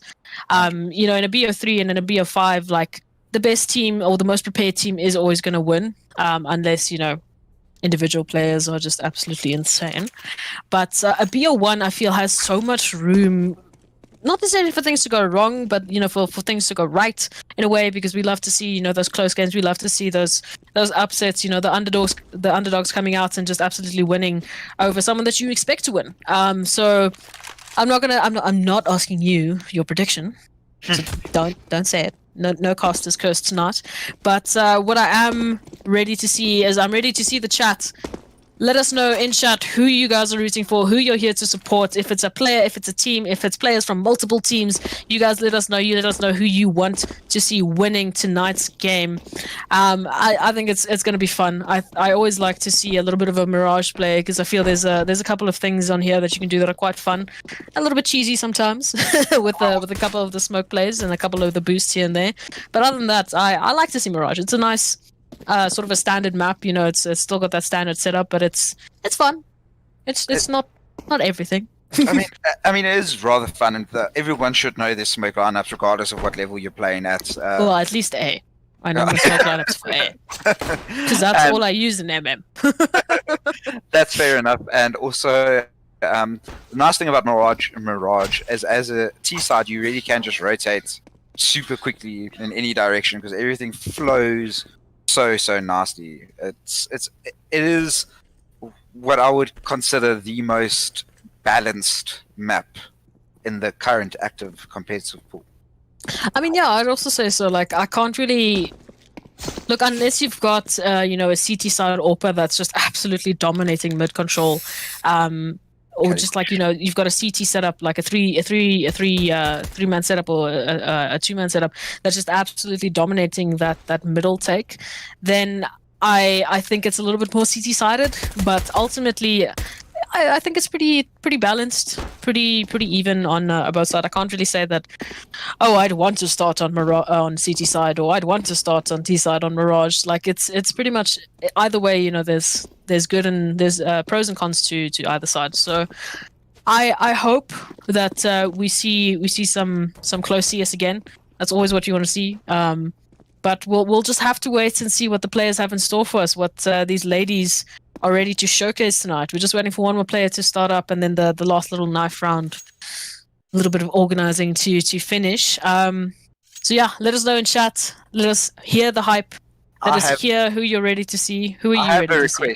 I have a request. I want chat to tell us who's going to get the first kill of this map. Which player is getting the first kill? Ooh, that's a nice cheeky one. But they don't know positions yet. They don't even know what sides yet. That doesn't matter. It's there's no way you're going to know where people are going. I want to know who's getting the first kill of this map. Other than the people who just killed themselves. That don't count. That doesn't, yeah, that totally doesn't count.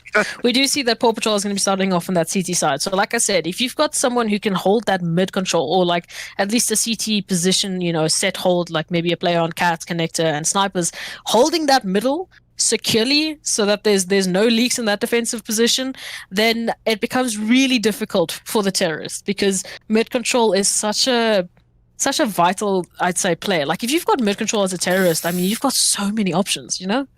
So I'm very curious to see how this mid take is going to be going the first round. I'm also just excited to see a couple of very nice headshots. I mean, we saw a couple of ridiculous shots in this last round, a ridiculous couple of flanks. So let's get it started. Let's get it ready as we do see REacce versus Paw Patrol. REacce Ivy versus Paw Patrol is going to be starting on Mirage, Iris League Season 2 Placement Cups. Let's get it started. Let's get it going. Okay, and we're going to be seeing them taking a bit of a slow start here, not maybe just finding out who's doing what, and we're going to see them execute towards B. But on B side, we do have Kalikush and Nats waiting for them. The dynamic duo, the body going out, tagging everyone up, but they're just going to push right through it.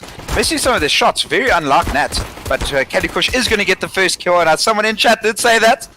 Someone in chat did say that, and it's a 4v2. Kit Kat getting 4v1. 4v1, and Nats is just going to shut the one down with the nice headshot there. I mean, Kalikush and Nats just absolutely holding that B side. I mean, the flashes there from REacce and even the utility there from the CT side was pretty on point there. But again, like we said, Paw Patrol have absolutely just been dominating in terms of aim. So unfortunately there for Ivy, USB headshots. They're crisp, they're clean, and they're ready to take your head off. We do see a very quick mid-take here. Again, just pure pistols right now. So I mean, pretty much a full save there for Dark. For Ivy, as Dark Angel is going to push through first through connector, but Nat is just waiting on Cat. I mean, these rounds are just going so quickly. I can't keep up right now. And Nat's getting her 3K now. So 3K, sorry. Now Psychedelic Ninja left in a 1v5 with only a Glock, no head armor, no body armor, and the bomb. And enough. And she can't see this, but I see the minimap, and Cushlord is actually going to be looking in the wrong place at the wrong time. It's going to get double dinked there by Psychedelic. So that's going to be an MP9, but I mean, all of these little blue dots on the minimap just waiting and running to get that last little kill there. So very quick 2 rounds here now. So Paw Patrol looking pretty strong in terms of economy and equipment, but we do see a pause. Indeed, There we go. looks like, yeah, from Kushlord, so she's probably having some technical difficulties. She hasn't bought anything yet. Caddy Kush apologizing. Okay, it's a tech issue. Just came through. It's a tech issue. We're not too sure what tech issue it is. But let's talk a little bit of how the CT side, Paw Patrol is busy making sure that that REacce Ivy aren't getting onto sites. You see them taking mid control quite easily there. They are posting up rather nicely, and we have Kelly Kush and Nats, 2 complete fraggers, just holding down B, making sure they got the utility. If they hear a noise, they're using utility, making sure that they're taking up everyone before they even get onto the sites. But we are going to see a double save. Probably would have liked to see a force here from the REacce Ivy girls, but that's perfectly fine. That nade,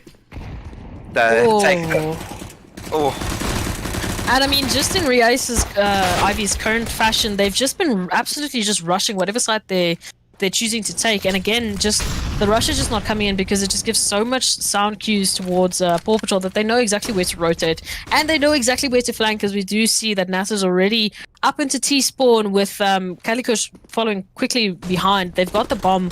Right now, they're just waiting for Psychedelic to peek out, and easy kill there for Nats. No real head armor to contest those bullets from the MP9. But yeah, I'm a little confused about the triple save they're coming out from Ivy. I mean, they did do a full second round save. I mean, there was literally just 1 P250 bought there, so they would have had enough money. But I mean, I'm already seeing an AWP, so maybe that's the reason why. Currently on the CT side, we were talking about strong CT holds, and Paw Patrol is keeping up to that, as they've got 2 AWPs on the side of CT, but Cyanide is going to use the 1 AWP she's got and take down Scorps in mid. So that's your mid player down already. Cushlord is going to be holding that connector position, just watching that cat. So far, they don't really have any information as to where Ivy is going, but Ivy is going to be executing onto A side. Smokes and flashes and mollies just raining in from either side. Is that Molly is just right now slowing down Ivy, but a little bit of hesitation, and Kushlord is going to capitalize off that as she takes down Kid Cat. Almost gets a swing there onto Cyanide, with Simone getting the ultimate lead, the trade, and getting a second kill, sorry. I feel like I don't want to say kill tonight, it's just K. But getting a second kill there. We do see that Psychedelic Ninja is actually flanking from B quite loudly, so she's not keeping quiet where she's coming from right now. So Vicious Venus has opened up the A side a little bit more as she takes down Simone. Ooh, a little bit of damage there as she's put down to 20 HP right now. So Psychedelic Ninja could turn this around as she's flanking right now onto Nats. I'm not sure if Nats is going to be expecting a player coming from behind, but she's ready and waiting. Is going to take down Psychedelic, and now Vicious Venus left in an unfortunate situation onto Tetris, is going to get taken down as soon as she tries to cross there, because Kali Kush holding that position with the AWP. I mean, sorry, I don't know if Bat's in a bit here. It was actually not the most terrible round. I really did like the A setup. I like the fact that it didn't only consist of smokes, but also some mollies in towards the sandwich area. And unfortunately, 1 or 2 flashbangs did miss, so that did allow Paw Patrol just to carry on holding that angle, taking care of anyone who does decide to push up a ramp. But I feel like that's a pretty good foundation to start with. If you just make sure you don't miss your flashbangs next time, probably have A side quite easy. I mean, I definitely think it was much better than what we've seen from Ivy. Ooh, Dark Angel taking a lot of damage there. She's currently the only player towards that A side, so she's just trying to bait out the CTs, and I think she's doing a pretty good job of that, as the last player on B was trying to rotate. Calicoche does turn around and takes down Psychedelic Ninja, but these SMGs are going to be running in. And Vicious Meters takes down Calicoche with a PP Bison there. But a very swift rotate coming out from the CTs now, and the headshots are just raining in. Simone and Nats is going to take down ultimately every single player on the side of Ivy, and is going to get a nice little defuse there. But REacce Ivy didn't manage to get the bomb down. So, I mean, right now, economy, even before this, economy is looking great for the side of the terrorists. I mean, full buy. If you right now, they almost have enough money to buy about 3 orbs. I don't know why you want to do that, but you could do that right now. So just a little bit of a tech pause coming in. We do see KitKat just quickly needing to restart to reconnect. You were talking a little bit about it was a great start there for Ivy. I was going to say that so far they literally have not been quiet about where they want to go.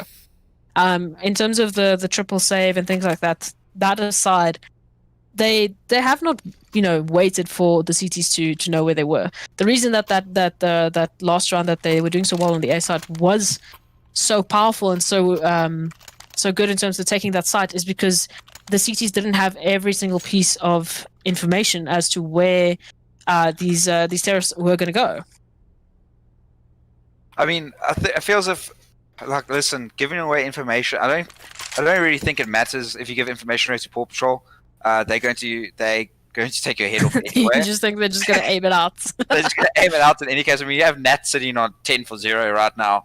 I mean, that's insane. You're only on the 5th. What's going to be now the 6th round. She's getting a 2K every. So basically, about 2 kills per round. So it's looking really great there for Paw Patrol. And I mean, we were talking about how they're good in terms of aim, but right now in terms of utility, they're pretty much stacked. They have a utility level that's absolutely fantastic, whereas Psychedelic, as you like to say, they have, they're set. Whereas REacce, Ivy, and Cyanide, unfortunately, they're going to have to think about the next round in terms of utility. These smokes are going to be coming out, a nice little bit of a B execute there, as we do see only 2 players from Ivy taking this B rush. So I believe it's a bit of a fake here to try and get the rotations out, but we're talking about Paw Patrol and the aim, and they're just absolutely aggressing this ramp spot. So they've already found 1 player of Ivy. They've already seen where the bomb is, and now they have the bomb. So this fake from Psychedelic Ninja and Dark Angel is going to be completely in vain. And I say that as Dark Angel gets taken down by Calicoche. I mean, Simone is holding sorry, not Simone, Nat. My apologies. No, not Nat. Where's Kushlord? There we go. Kushlord is holding the bomb, is waiting for that rotation there from the B side in a beautiful position to now spot out where Psychedelic Ninja is going to be coming. Oh, tap, tap, tap, tap, tap, and that AK is going to win out that aim duel. But Scorps is ready and waiting with the AWP there. I mean, right now, Psychedelic Ninja with 1 HP has to fight off 3 counter-terrorists, and unfortunately, that's just not going to happen this round. So, yeah, I mean, what can you do in terms of just pure aim on the side of Paw Patrol just coming out? I know you want to say it's just pure aim, but I mean, their rotations are also very solid. Oh, yeah, and they're taking so much information away from Ivy. That early A take was honestly the crux to that fake. Because if Paw Patrol didn't have any information that, oh, well, we've got the bomb on ramp, it's definitely not a B, that would have been a pretty convincing B take. I mean, you had all the smokes in place of a typical B take, all the flashes and the mollies and things like that. So for REacce right now, call it what you will. Maybe the players on A-Ramp should have played a little bit more passive, maybe in a position where they're expecting Paw Patrol to take that aggression. But for Ivy right now, it's really important that they, start hitting their shots, but will hit more of their shots. But also B, just play it a little bit smarter in terms of sound cues and in terms of positioning right now. So we do see a bit of a waterfall take coming out. Right now, it's 4 players in Palace. I'm not sure if they're going to be expecting Kushlord in such a close angle here on top of balcony. So, I mean, a couple of flashes nonetheless would come out, but she's going to be ready and waiting to get these eco frags. Not really eco frags, more like a force buy frags. I see a revolver. I was about to say, I've been waiting for a moment to bring that up. You gotta love the R8. I haven't seen one in an official full stop, just ever. But listen, it's nothing more terrifying than being killed by an R8. We're talking about Kushlord ready for these kills. Nearly made it a 3rd there. She puts Ninja down to 20 HP, and Simone and Nats just ready to sweep it up and ready to finish it off. So you like the revolver, hey? I don't like the revolver. The one time when I was still like a Nova, I remember playing on Mirage against the Smurf, and he just one-tapped me with the R8 all the time down mid, regardless of what weapon I had. I remember when the revolver came out, it was absolutely. It was basically a hand op, more so than the deagle, which was That was before terrifying. my time. Excuse me. I feel like you're making me feel old right now. But Scorps is gonna be catching out or be spotting out a couple of the players of REacce Ivy towards top middle. I don't think she was expecting that from Dark Angel, as Dark Angel gets a nice shot there onto Scorps. It's just a little bit quicker than she was ready for. So Natch is still in this this cat position now to get the information. A little bit of a boost there, a little bit of a cheeky just on the platform waiting and ready. Is going to spot a player out there onto chair, but gets tagged down to 20 HP. I mean, this double AWP setup right now from REacce Ivy is making good work of Paw Patrol's Paw Patrol's health. I say that, but the AWP nonetheless out of Callie Cush's hands is going to take down Anime Tweety. I see a sub coming in from REacce Ivy. I hope it looks like KitKat unfortunately wasn't able to connect back. So Simone is going to take down Dark Angel there with a nice headshot into the connected position. Is going to get tagged down to 30 HP. Again, these AWPs from REacce Ivy making quick work of Paw Patrol's HP right now. Nothing so far in terms of a kill, so it's still a 4v3. Say again? This flank is absolutely massive. Psychedelic just taking out Katie Cushion. That's the B side. I was going to say the B side open. But we do have no one else except the person going 12-0. Nat's busy holding it down. The utility is coming out, which I like to see from the T side. And that does go down for the first time this map. And probably going to see the bomb go down here. And maybe even the first round for REacce. And yeah, it is the first round. Psychedelic going absolutely massive. She is currently the best player for REacce, and she's been hitting the shots regardless of whether it be an AWP or an AK. I mean, like I said, I needed Ivy to hit more of the shots. I mean, Psychedelic hit 3 nice shots with a 3k there for, basically just to help secure the round for REacce Ivy, the first round, and hopefully a couple more ready and waiting as we go into this 9th round. Again, this mid-take, not necessarily the double AWP setup, but Cyanide actually does get tagged down a little bit there. So, Scorps is ready this time with the AWP. Is going to take down the AWP on the side of REacce Ivy. So, in terms of equipment right now, they have lost the AWP. It is not really in the best positions to get recovered. Hopefully that flash might help them to recover that AWP, because they've really been doing well with their headshots. I mean, headshots from Nats there, taking down Vicious Venus. And, a little bit of a cheeky little one-tap-a-rookie there. I don't see a lot in terms of utility on the side of REacce Ivy. So right now, they're a little bit worse for wear. They have managed to recover that AWP top middle. Dark Angel was doing pretty well with her AWP last round, and Simone, this aggression from Paw Patrol is just absolutely deterring REacce Ivy right now. Ooh. Angel does take down Scorps, and it leaves them in a 4v2. The bomb is recovered, so this round is definitely winnable. That molly actually pushes Nats off, so she no longer has, no one's got any real information towards mid. But this flank, Nats taking down. Okay. Okay, that's just rude. I can't keep up. But you're going to see Anime Tweety in a 1v2 situation. She gets the bomb down, and both players from the CT side are going to be making their way from both CT and connector. She hears the one. The molly goes out. There's a miss molly, so she doesn't have to worry about this. Simone does dig up Anime, and she takes her out to the box. She saw the shoulder there, making sure that she takes Anime before she even has the chance to hit a shot. Okay, Simone. She's just giving her teammates a little bit of time to be able to recover the roll. I feel like that's unfair advantage, but they have the time. It's just a smart play. So I mean, like I said, you were saying that these ladies are pure aim, but they're also pure. Well, not pure, but they also have a lot of experience on their side right now. And for REacce Ivy, I don't know how long this roster has been together, but in terms of experience, I definitely think Paw Patrol have the upper hand right now. They have the positioning awareness, they have the game sense, they have the map awareness, and again, this aim from Paw Patrol is just absolutely phenomenal.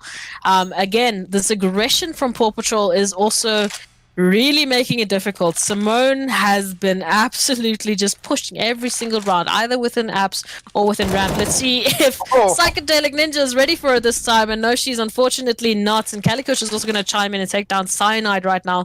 So that is putting REacce already first couple of seconds into the round, already 2 players down.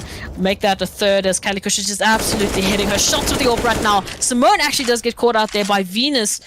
She wasn't ready for that unexpected push there from the ramp position. Smoke is going to come out. She unfortunately is going to get taken down there from Kushlord through the smoke, I might add. So a little bit of a cheeky play there. Now Anime Tweety left. I mean, she was getting some lovely headshots there last round, and she does have a free bomb site right now. The CT's the Paw Patrol has pushed up so much that they've completely left the bomb site, but we will see Kalikush and I believe Scorp actually rotating back to the B bomb site, as they should have an inclination of where she's going. Nats again with the massive flank, and it doesn't even matter as Kalikush gets her 3k for the round. Absolutely phenomenal headshots, AWP shots there. And I mean, just the aggression there and the early information, early picks from Paw Patrol is still just making it so difficult for Ivy right now. I mean, I've been saying that I just want to say that when I say they're in pure aim, when I say that, I just mean they not only just aim, they obviously have great communication and great depth within themselves, but just this level of pure mechanical aim just outshines everything. You look at it and you're just like, wow, I wish I could be them. I get what you mean. But we are going to see. I want that aim. Another force bar from REacce. Would you see a P90? P90's win rounds. I don't care what people say. That's totally take not. I mean, the P90 also did its work as it takes down Scorp and Kalikush, and I mean, Kalikush and Kush Lord is putting in quite the feat there. Gets her 2k, is going to get taken down there by Vicious Venus with the AWP. And Simone getting that trade ultimately a little bit later, make that a 2k as a nice little headshot there onto Psychedelic Ninja. And Nats with this cat position again and again is just going to keep cleaning it up and cleaning up the rounds. So right now, REacce, Ivy, if you were them, what would you be thinking? What would you be trying to do? I mean, you've tried rushing, you've tried playing it slow, you've tried the fakes, you've tried the double fake. What do? You start using your flashbangs appropriately.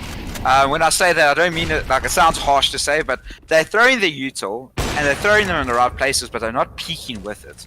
Like, that utility is there to give you that half an inch you need to maybe out aim the fragsters who don't miss a shot. They can't. They're more unlikely to hit a shot if they're completely blind. And they're also Venus just absolutely destroys Kalikush. We are going to see the molly going towards Nats, and that's actually a very good idea, because now the rotates are going towards B, and Dark Angel opens up this A site, throwing the utility down, but they need to go quickly because this rotate from Simone, I mean Scorps, is already coming in quick, and Nats is also rotating as she just caught Anime Tweety out there in the apps position. I don't think she's ready for Vicious Venus, however, and Dark Angel also chiming in. Only Simone left in a 1v2 now to potentially defend the second round from REacce Ivy's hands. She has to find both. She did spot out the second terrorist. Unfortunately, gets caught out by her knife. Very well played there from Vicious Venus. Absolutely great timing there. And Dark Angel. TBAs once again between the two of them. So that's going to be the second round for REacce Ivy. And I mean, that's exactly what you need. So now the CTs are going to be pushed out to, a bit of a save round. So this is again where REacce Ivy can really capitalize and really get a few steps ahead of the CTs and get a couple of rounds back in, their back pockets. Ooh, this ramp push from Paw Patrol is actually becoming a regular thing. I mean, they've been pushing A every single round, and Dark Angel seems to be ready for two, nonetheless. Ooh, another push there from the top middle position, as we do see two CTs just pushing through to T-Apps, but they're unfortunately not ready for Anime, as she does get a nice headshot there onto Scorps. Natch chiming in with the headshot, and Kushlord. Nice little pistol headshots there. Nats eventually does get traded, but now just Kushlord with a P90. Left in a 1v3 situation right now. We are probably going to see Kush Lord. I don't know. Do you save the P90? I mean, as a CT next round, I should be able to buy it. Maybe not. I mean, maybe not the best. But I know. Okay, there you go. There's an AK. You save that every day of the week. Only 20 HP. I wouldn't save a P90. No. Personally, I just don't know how to work that thing. A W and mouse 1. Brilliant combination. It really doesn't work for me, hey? I hit everywhere around the person in front of me. I mean, it's just because you're too good. as a player. Oh, no, it's because I'm too bad. If you don't know how to play a P90, then you're not good at this game. You have to know how to play every single gun in this game when before you can say you've mastered this game. I think Counter-Strike is one of those games where you can never really master it. It's a bit like golf, I guess. You can always do better. There's always different scenarios. There's always different. Yeah, no, I'm just joking. I'm just trying to make myself feel better for the fact that I can't use a P90. But anyway, listen, if you want to be a pro, you got to know how to use the P90 with the Negev and the XM. Negev and XM. Those are my two happy guns. If nothing better than getting a 5 like an ace with an XM. I've never done it. 249, I must say, is also pretty deadly. The one-tap potential from that thing is insane. But we do see 2 rounds left from from half point. So a little bit more passive, I'd say, from Paw Patrol right now. They're not doing the classic little A push either into Palace or into Ramp. So they're giving a little bit more respect towards the REacce Ivy side. We do see the bomb towards A side, so a little bit of a slower round, which I'm quite liking because I have some time to actually say when things happen. Nonetheless, Simone is going to prove me wrong as she gets the first kill there onto Vicious Venus. Back down to a 4v5 now, and I mean a little bit split up as Anime Tweety's all the way on the other side of Beat Bomb, and Kushlord is actually in a bit of a cheeky spot right now under balcony. If REacce Ivy don't check this as the execute is going to be raining in, she could actually shut this. I was going to say that, but Kelly Kush, Simone, absolutely just making Kushlord's jobs that much easier. I mean, she just needs to take a couple of shots for her team, and she can trust that her team is going to get those kills. So now Anime Tweety, again, I feel like she keeps getting put in these difficult situations. She's got an SG. Oh, headshot potential. Unfortunately, doesn't miss the spray there. Simone is going to get taken down, but she has... I was going to say, she has tagged Anime Tweety down to 20 HP, and there we go. Kushlord, you get to do something. I mean, shame. She's been doing too much. She needed a break. I mean, the only player really on Paw Patrol that isn't fragging out to Scorps, and I don't think it's because she's playing badly. I just don't think she's seen many people. Yeah, no, I don't really think she's had the opportunity. Like I said, Kushlord didn't get the opportunity to do anything because her teammates were just that quick. I mean, Kali Kush was just getting absolute massive headshots, and Simone was just, just spraying down T by T by T, as Kali Kush does already start and take down Anime Tweety there. So, I mean, this mid push right now, this mid aggression, you've got 4 CTs towards middle right now, and Scorps is actually going to burn down Vicious Venus into the next round. Simone taking down Cyanide, and I mean, they know exactly where these last 2 terrorists are. They've been spotted out, the bomb's even been spotted out. Dark Angel taking a lot of damage there. She does have the AWP, she does have that one-shot potential, and she will take down Scorps into the next round. So, still a 2v4, but this flank here coming through from Nats again is going to take down Psychedelic Ninja, and it's just going to get a nice one-tap there onto Dark Angel. So that's 12-3 for our first half. My goodness gracious, I was hoping for a close game, but Paw Patrol are just proving me wrong every single round and making it very difficult for me to speak, as they're just hitting insane shots right now. Well, how do you... Okay, if there's still anyone in chat, I just want to know, who do you think is getting the first kill here in the second half? And I want to know from you as well, my friend. Is Proxy, who's getting the first kill? What's it going to be? Need to overthink everything. Just give me a name. Someone on the T-side. Go. Nuts. Okay, I'm going with Kushlord. Okay. Oh no. Oh, Vicious Venus! We underestimated Vicious Venus holding down B-side. She is taken down. But we are going to see the flank coming up through apps very rapidly from Cyanide. And Dark Angel does take the head straight off of Simone. Scorps. Oh, Scorps! 2 amazing shots. I've been saying she hasn't had much work to do. But when the time comes, she does step up. Cyanide taking down that. And now it's a 1v2, kind of? Oh, the burst fire from Scorps. Perfectly timed. Well, this could be her ace. This could be Scorps' ace. And it is! That is an ace from Scorps. Absolutely fantastic. Making sure that they take this 13th round and their second pistol of this game. I mean, we were saying, Scorps wasn't really high up on the frag board, because in our opinion, she just hasn't had the chance. Because her team has been pretty quick, and REacce Ivy has also been shutting her down in middle. But there she goes. First round of the T half. I mean, you probably should have asked who's going to get an ace this round. Damn it. I felt like asking in the beginning of the game who's going to get the most aces or who's going to get an ace. But I felt like now if I say that, no one's going to get us, and obviously I was right. Well, you were wrong because Scorps just got an ace. No, but I knew if I said it, it would be You knew that. you would cast his curse if Yes. you said anything. I understand. I'm glad that's why you're also starting to understand it. I haven't been saying anything about scores. Aren't you a bit happy? I'm very proud of you. I'm very proud of you. You finally learned the caster's curse. It's the same thing as when you're about to get a 16-0 and you say, "Oh yes, the dream." As soon as you mention the dream, you don't get the dream. Or comebacks. You don't never mention a comeback ever. Never ever. You never mention this. And now we see Paw Patrol. I mean, they were liking the air aggression on CT side, and it looks like they're going to be liking the air aggression on the T side, as we do see a 4-woman rush onto the A side. These Mac 10s absolutely making quick work of REacce Ivy, and that's the entire A side down and out for the count. It's only Vicious Venus with her P250 left to clutch 1v5 for their fourth round. And I mean, it's a tall order nonetheless for anyone. But, she's going to take down Kushlord, and will she be expecting the second? She will! And she takes down Nats, and oh my goodness gracious, that was looking pretty close there for REacce Ivy on the shoulders there of Vicious Venus. I mean, she's really been working very hard for her team right now. She's currently sitting on 11 for 15, top fragging on the side of REacce Ivy.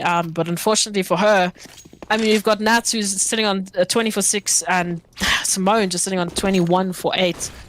Absolute massive frags coming out from Paw Patrol, and another massive round. I was about to say as they rush out A, but that utility coming in from REacce Ivy is really well. Candy Crush just decided to stand and get broad for a little bit there towards A-Rap. It's cold, okay? You need to keep the footsies warm. Okay, fair enough. But we are going to see them do a quick rotation to B, but it does look like the REacce Ivy girls are open-minded and have realized that they can potentially be flanked over here. So they're slowing things down a bit, making sure they have map control. And this is the right thing to do. You shouldn't be respecting the opposition too much.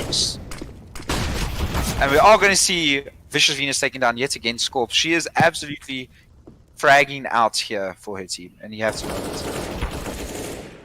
Kushlord busy taking down Vicious Venus, and now that is almost the bomb site open, as we have Dark Angel just holding down this apps, but the bomb is going down towards Lowers, making her way towards the connect area, and maybe going to see a rotation onto the A site. Anime Tutti can actually shut this down pretty quickly for Paw Patrol. She keeps holding this connector position. The spray comes in with the ump, but I mean, if you're fighting against an AK there, unfortunately, it's not going to be such a good fun time. And Kushlord is actually going to manage to get her 3K, with Kalikush finishing it off now.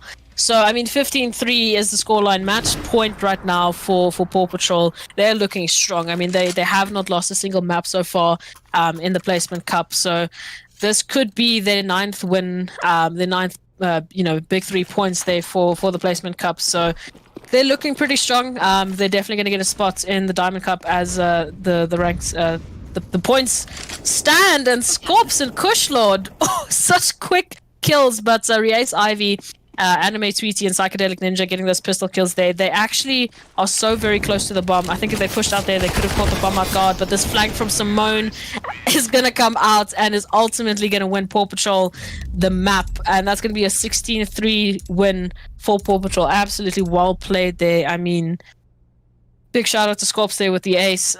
As we were just saying that she hasn't been getting a chance to get some kills, and then Paw Patrol just stand up and say, "Hey, here you go. Here's an ace. I mean, here's the match." I feel as if the ladies on the side of REacce Ivy shouldn't feel too bad. They did come against the best team in the tournament right now. And there were quite a few close rounds. I mean, there were some beautiful shots there. You know, Cyanide using a sneaky smoke in middle to get that nice headshot there with the AWP in middle. Yeah. Vicious Venus with the pistols. I mean, just give that lady a pistol and she'll be fine. She'll be ready. Anime Tutti with the headshots with the AWP. Dark Angel. I mean, every single lady on the side of REacce Ivy had some beautiful plays. And again, just well played to both teams. Well played to every single play on both teams. It was a lovely match. As much as the scoreline, is not in favor of REacce Ivy. Really well done, ladies. Really well played. And if I don't know if any of the teams actually listen to what we have to say about them, but if they are about chance and they do hear this, just literally use if you want to win against a team that has the fragging power that Paw Patrol have, just peek out with your flash. They can't kill you when they're blind. Well, they can, but they probably won't. Yeah. Well, they can, but they probably won't. And on that note, I think we're going to just have a short break here as we change maps and get everything ready for our third and final match of today's Placement Cup.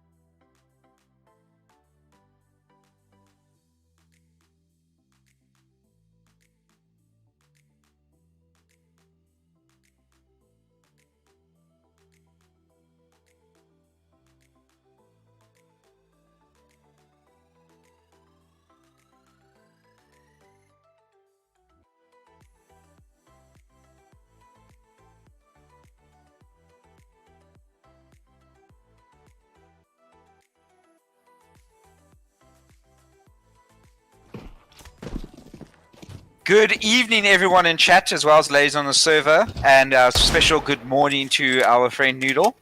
I'm joined this evening by the legendary Proxy to cast REacce RV versus, not RV, Cleo, I apologize, and Ominous Gaming. How are you doing? I feel like you make me sound so much better than I actually am. The legendary, the goat. Oh my goodness. Hi, I'm doing well. Thank you. Well, I'm also happy we have our noodle back. I'm very, very happy we have our Noodle back. I'm not gonna lie, but I he is was shame. worried there for a second. He's shame. He's a tired boy.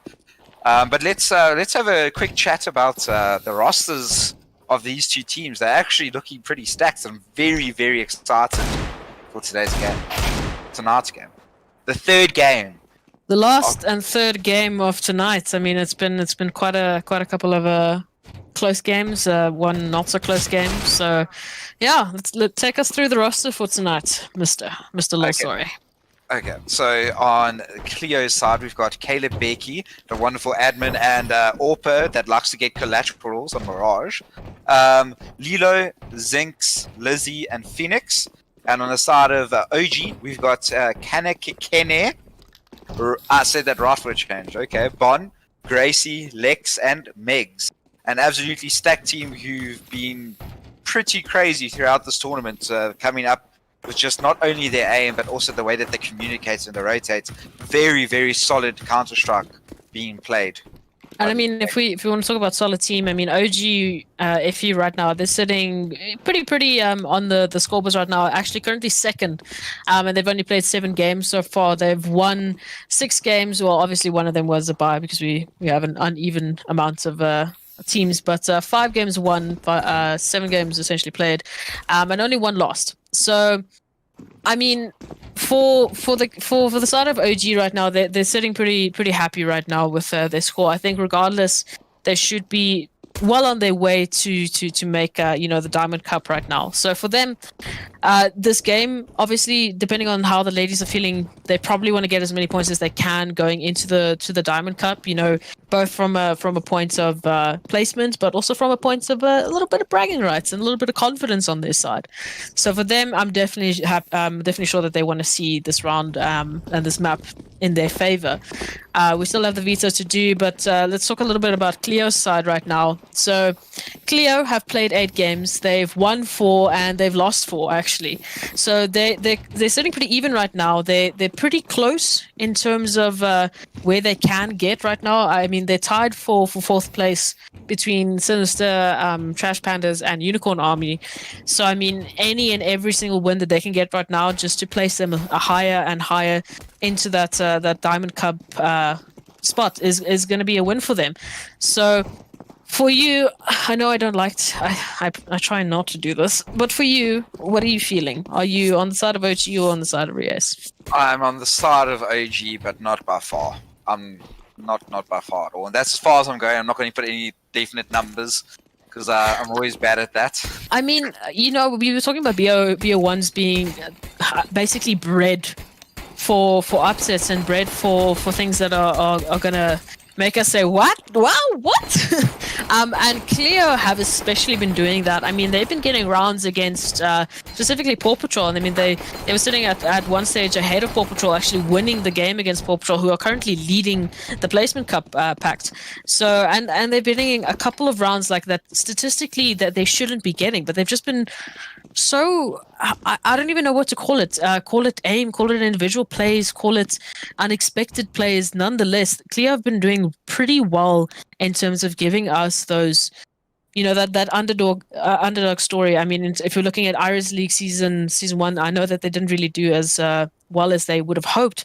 But season 2, they're really coming out strong. I mean, you're seeing a lot of very strong individuals on the side of Cleo right now, and as a team, they really are doing well. So we do see the veto and the knife round starting out to finally get our map pick, but I'm excited. Saying you don't know what to call it, not aim, not anything like that. I call it clutch ability. There are some, in all sports and esports included, the ability just to be able to take big moments and be able to take that pressure on your shoulders and perform is actually a very specific skill, and I feel like a lot of the ladies within Cleo have that, and that's a sign of good team culture, very good leadership. So I think that's maybe why we're seeing such a big increase of performance levels from the Cleo ladies from season 1 to season 2, because they really do believe in themselves and they really do believe in their teammates to be able to win around, whether it be 5v2, 4v1. Like, it's I also feel like every game that Cleo is going to be playing, you know, they're going to be giving it their all. yeah, Like 100%. absolutely, we were talking about how OG, you know, for them right now, this game doesn't mean too much. I mean, they're sitting pretty well in terms of the games that they played. They've only literally literally lost one map so far. So for them, they're feeling pretty good. They're looking pretty good. Whereas for REacce, and I feel like every game they take this kind of mentality into it. Every game is an important game for them, and every game is something that they're gonna do their best in, and they're gonna also have a bit of fun with it. And I think that mentality might actually be what will carry them through to a win tonight. We'll see how it goes in terms of the rounds just now as we do load into Inferno, which is going to be our map for tonight. So I think we've seen quite a bit of Infernos. I'm not sure from a casting perspective, how many Infernos you've seen, but I feel like I've seen a lot of Inferno recently. I have seen the best play from Kayla Becky on Inferno. She got a collateral on match point to basically like make sure her team stays in the game. Like I was saying, that just their ability to Cleo on this map clutch so many rounds. I'm not too sure who they played against. I can't remember, but they just clutched so many rounds they had. Oh, it was against Trash Pandas, not Trash Pandas, Paw Patrol. I was busy casting that match, and yeah, I think it was Paw Patrol. Yeah, and I was about to say, I know it was not Trash Pandas. I think I was in that game. Yes. I apologize. But they did clutch many rounds they had no business clutching, and I just think that they've got good memories. They almost won that match against the top team. Like, if they just get the first few rounds, I mean, I keep talking about it, the mentality, if you start on T side and you get the first few rounds, you're in it. You're in it to win it, especially in a BO1. Yeah, you just need to carry through that momentum that you can get. And I think on a T side, if you've got a couple of players, even maybe just 2 players, just absolutely hitting those headers with those AKs, you know, getting those entry frags, I think a map for momentum is a very special map that Inferno is. Like, you can carry that momentum so strongly. It's also a very fun map in terms of utility. So, you know, REacce Ivy and REacce Cleo. REacce Cleo is the older team, and this is the REacce Ivy team. So I think they're actually a little bit of an older roster. I believe so. I think both teams have had quite a few roster changes.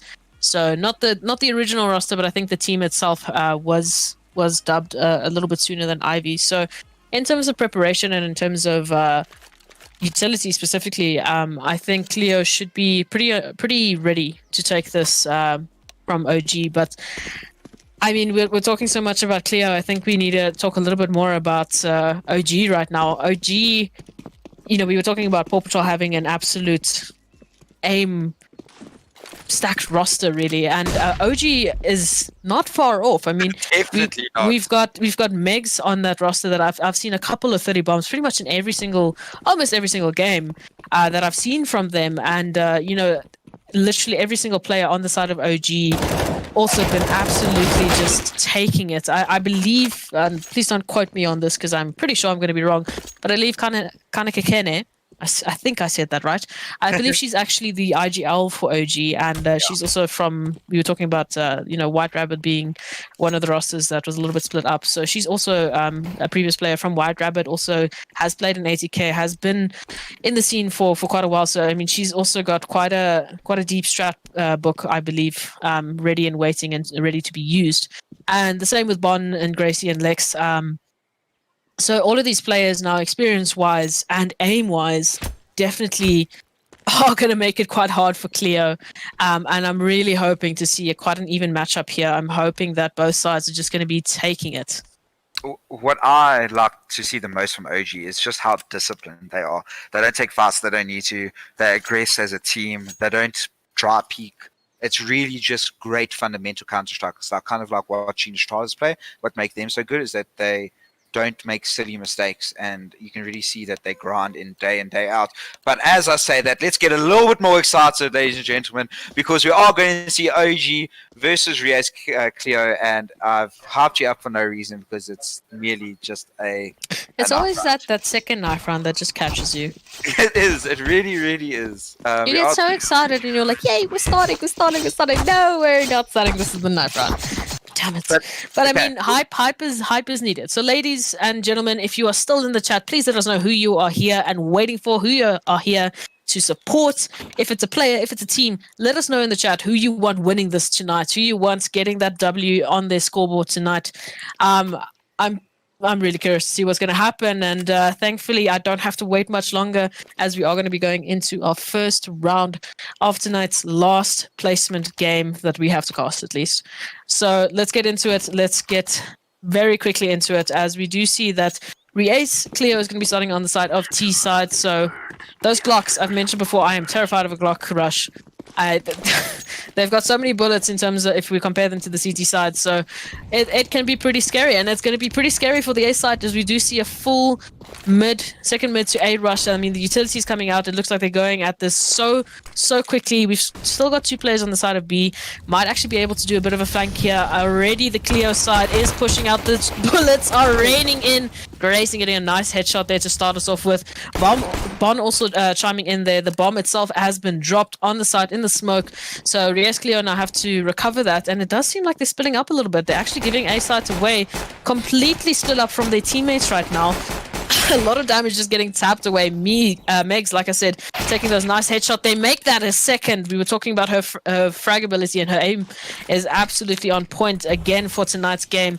So now only Kayla Becky, the IGL, the captain, the great admin lady from REacce, left in a 1v3. She has to recover the bomb. Lex is on 1 HP, and she might be the first contact that Kayla Becky is going to take if she peeks out of this library position. Bon is ready to get the trade if needs be. Is going to be moving over to pit. So Lex is really isolated right now, and Kayla Becky just needs to hit one shot to connect and kill Lex. But her teammate is going to be there, and together they're going to take down Kayla Becky. So that's going to be that first round there for OG. Really well played there. A little bit split up there from REacce, but OG was there, just there with the teamwork, ready to take that round. Like I was saying, they made sure they didn't over push onto sites to fight for a site that was practically lost. They made sure that people were rotating, and they managed to catch the bomb mid rotation, and that's just practically the round over. Like I was saying, they're just so well versed. But we are going to see a nade stack towards mid. Unfortunately, catching no one. The smoke is deployed down banana by the CTs, and yet again we're seeing an around the wall attempt.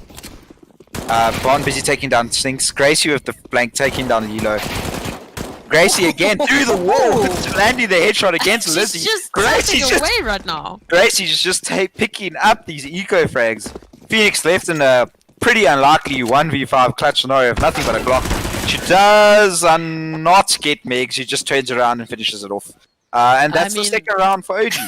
I'm pretty sure Meg's just got a bit of a big fright. She was tagged down to 7 HP with a double dink there, looking a little bit lost and confused as to why there was just a terrorist sitting in boiler when there's 4 CTs just sitting and waiting.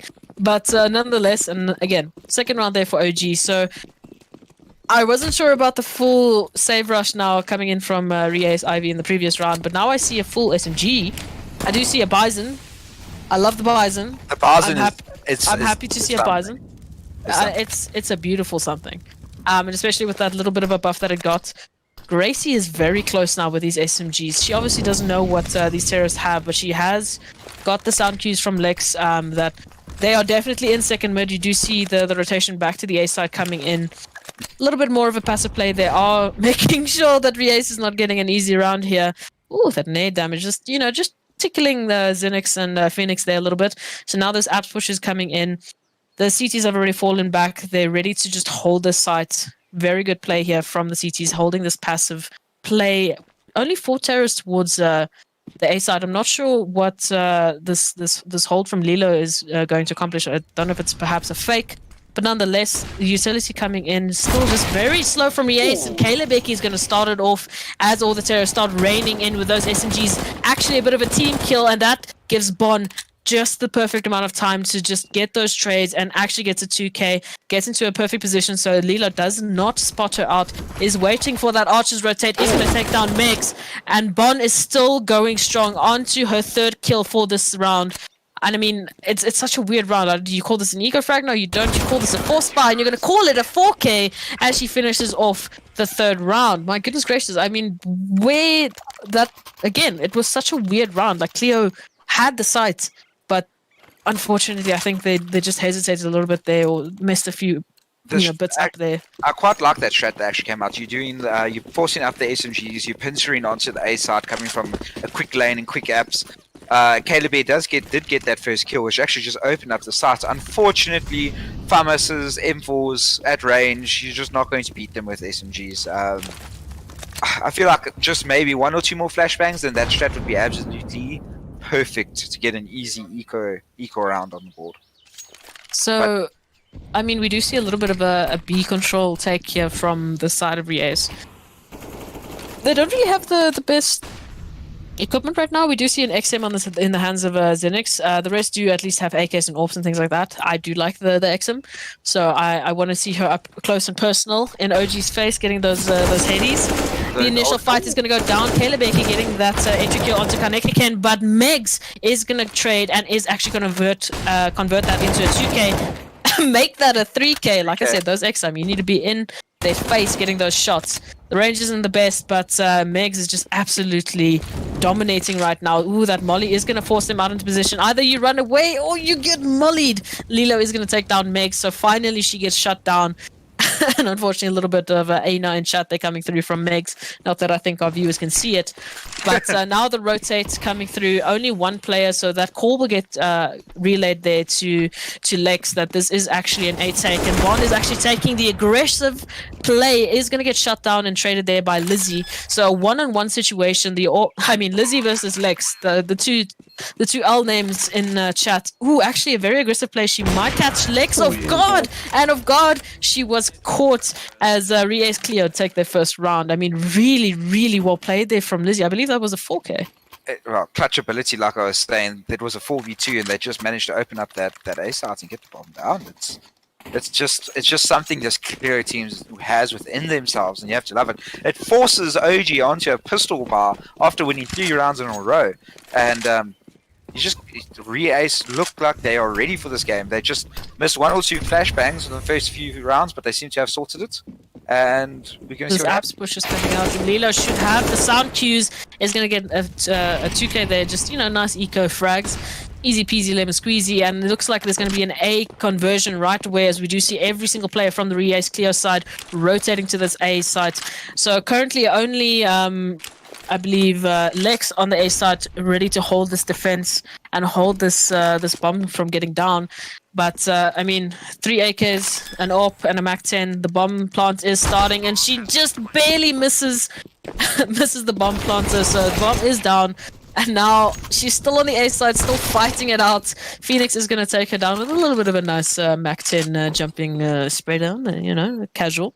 Mex has managed to get a kill and managed to recover an AK right now. So she's in a 1v3 situation. The money isn't looking so good. I would save it, but like we said, that aim from Phoenix is actually going to be shutting her down with a nice headshot there with the AWP. So second round now, I'm not sure where... Oh, the team kill. Sorry, I was about to say I saw a -1 and I was like, what? I don't remember this.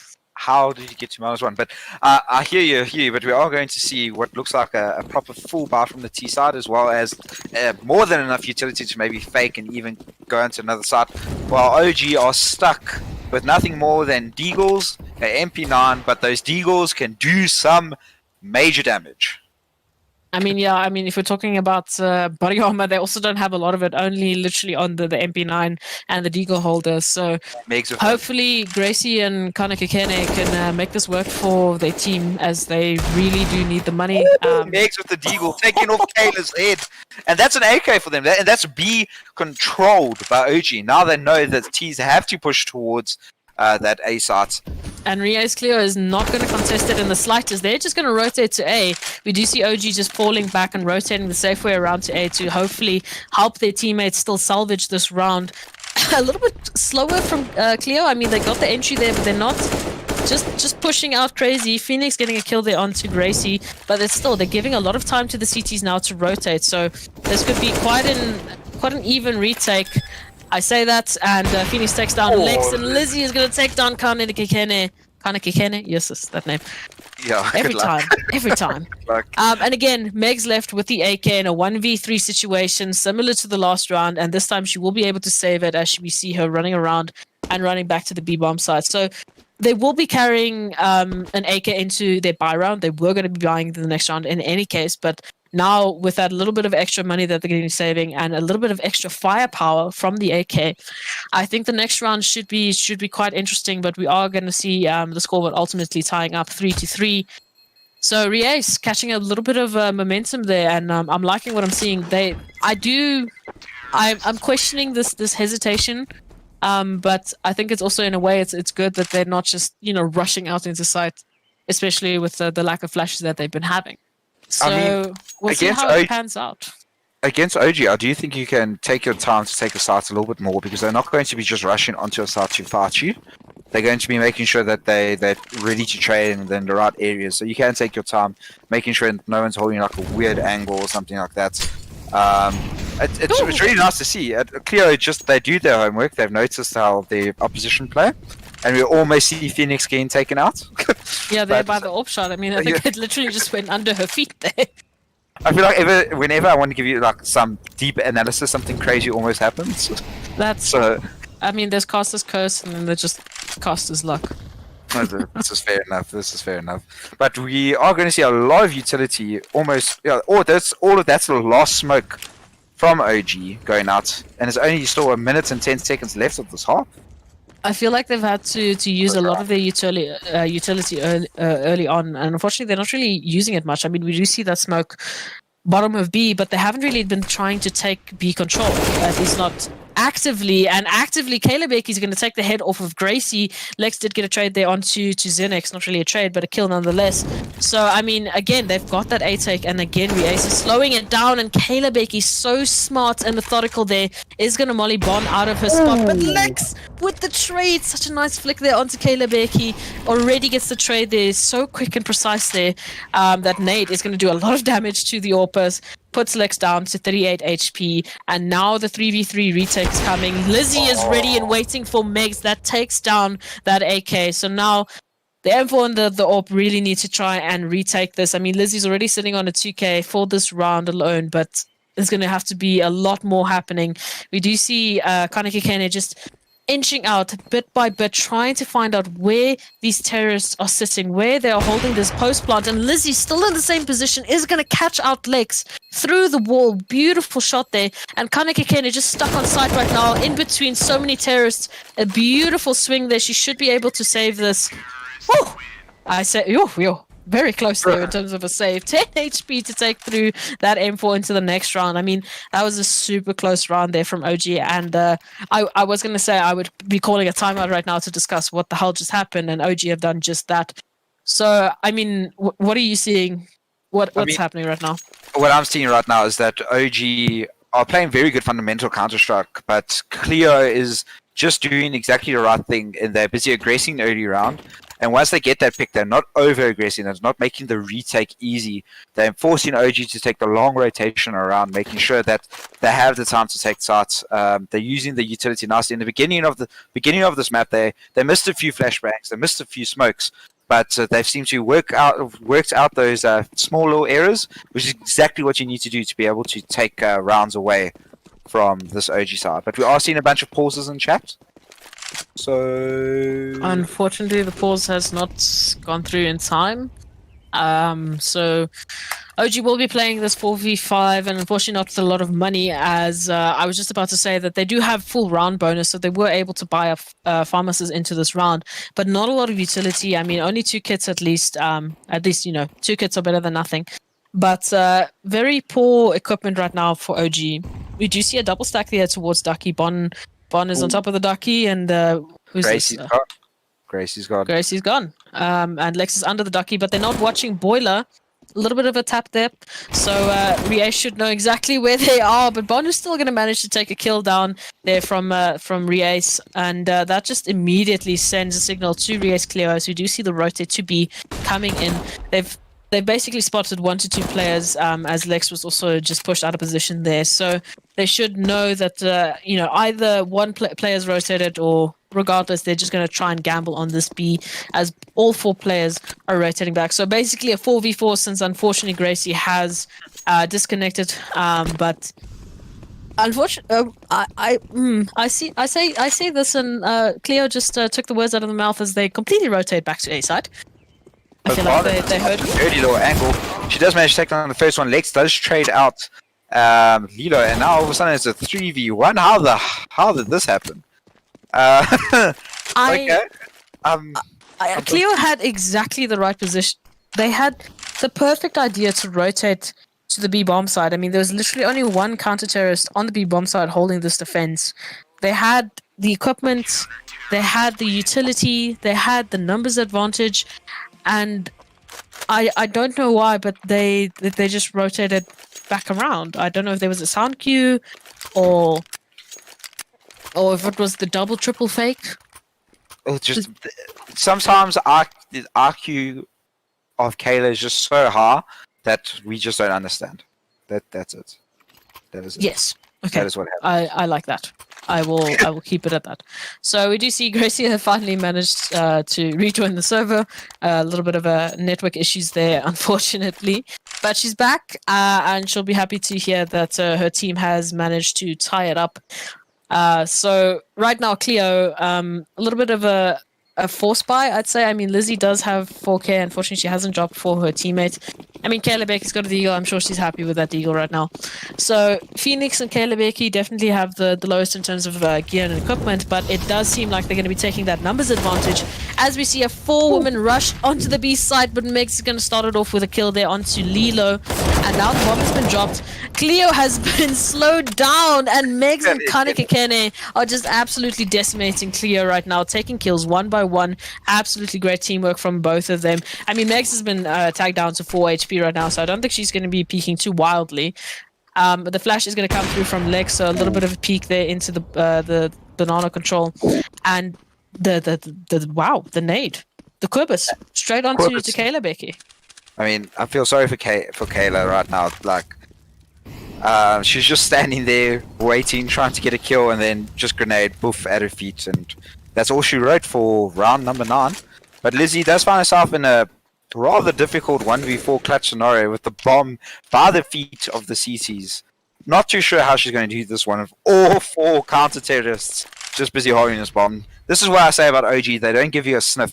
Once they have that bomb, all 4 of them, they're making sure no one can get the one. You're going to get refragged. I mean, really, really nice try there from Lizzie, getting a lovely headshot there onto Lex.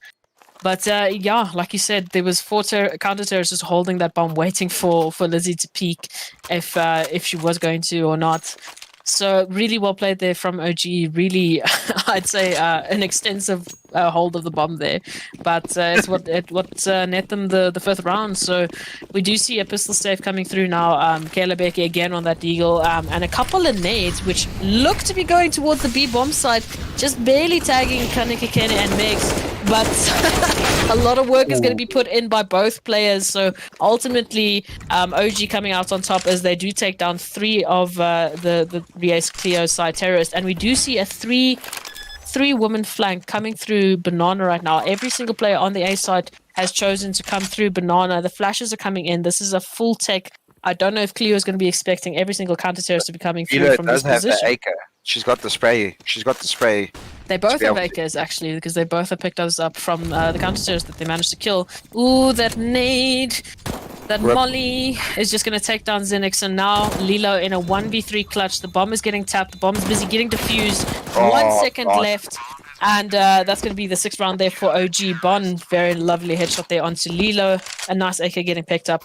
Upgrades all around there for the side of OG. So right now, money-wise, they're okay. Again, not insanely rich, but they're ready. So here we go.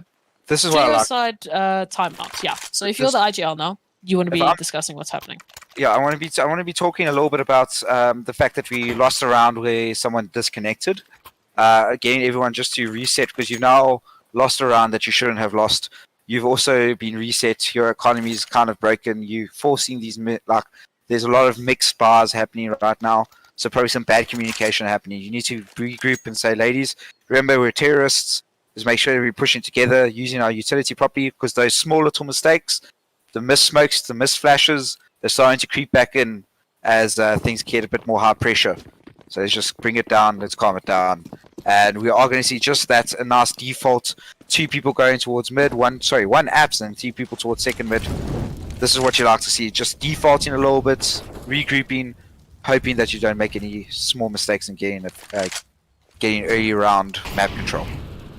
Quite a cheeky play here coming out from OG, the boost into Boiler. Basically 3 people in apps holding this position quite defensively.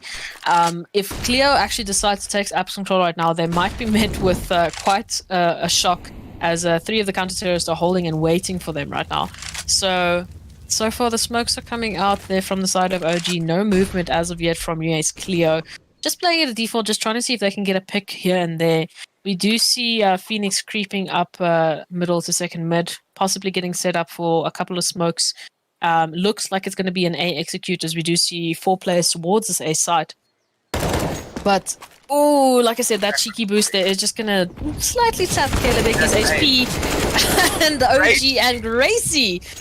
She has been very powerful within that app position right now, and she takes 2 kills for her efforts. Is going to get tagged down to 20, so I mean that's going to be an immediate fallback to side for the side of OG. But I mean, I'm sure they're pretty happy with that numbers advantage right now. So Cleo still just edging towards this app's position, just trying to get another kill, trying to get an entry here so they can capitalize of that and get that bomb down.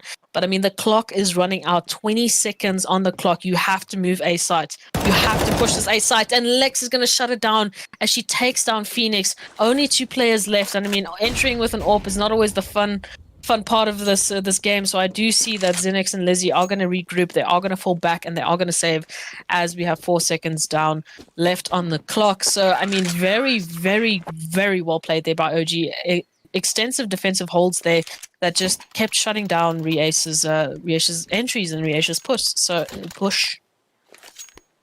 But I don't think REacce actually did much wrong there. I mean, you see people boosting in apps, you don't see that very often, and all of a sudden you know there are 2 people there, you kind of know, okay, you should be able to get one. As you push, you get refragged by the person who's busy holding halls.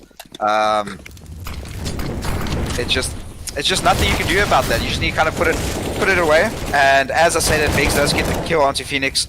Lilo does make it 4v4, but Kane is just taking down Lilo, putting the smokes down, making sure that she anchors this B side where it seems the terrorists are busy grouping up for a push. The nades do go out. Zink's still only on 6 HP. A flash is going, maybe trying to fake something out here. Nope, they're definitely not flanking anything there. Caleb Bear is making her way. She is going to get flanked by Bon. Not looking the right way at the right time. The Molly forces the T to look for some other direction, an alternative route to the bomb site, shall I say. I mean, just like that, REacce again have been shut down so quickly, and quite similarly to what we saw in that last round. Again, Zinix and the AWPer, which in this case was Lizzie, just forced to basically fall back, and unfortunately they just really can't take the site right now. It looks like they're actually going to be trying to take this A site. We do see them just edging onto that lane position that they. I do believe that Lizzie's going to try to entry with the AWP, but Grace is going to shut that down. Nice little headshot there.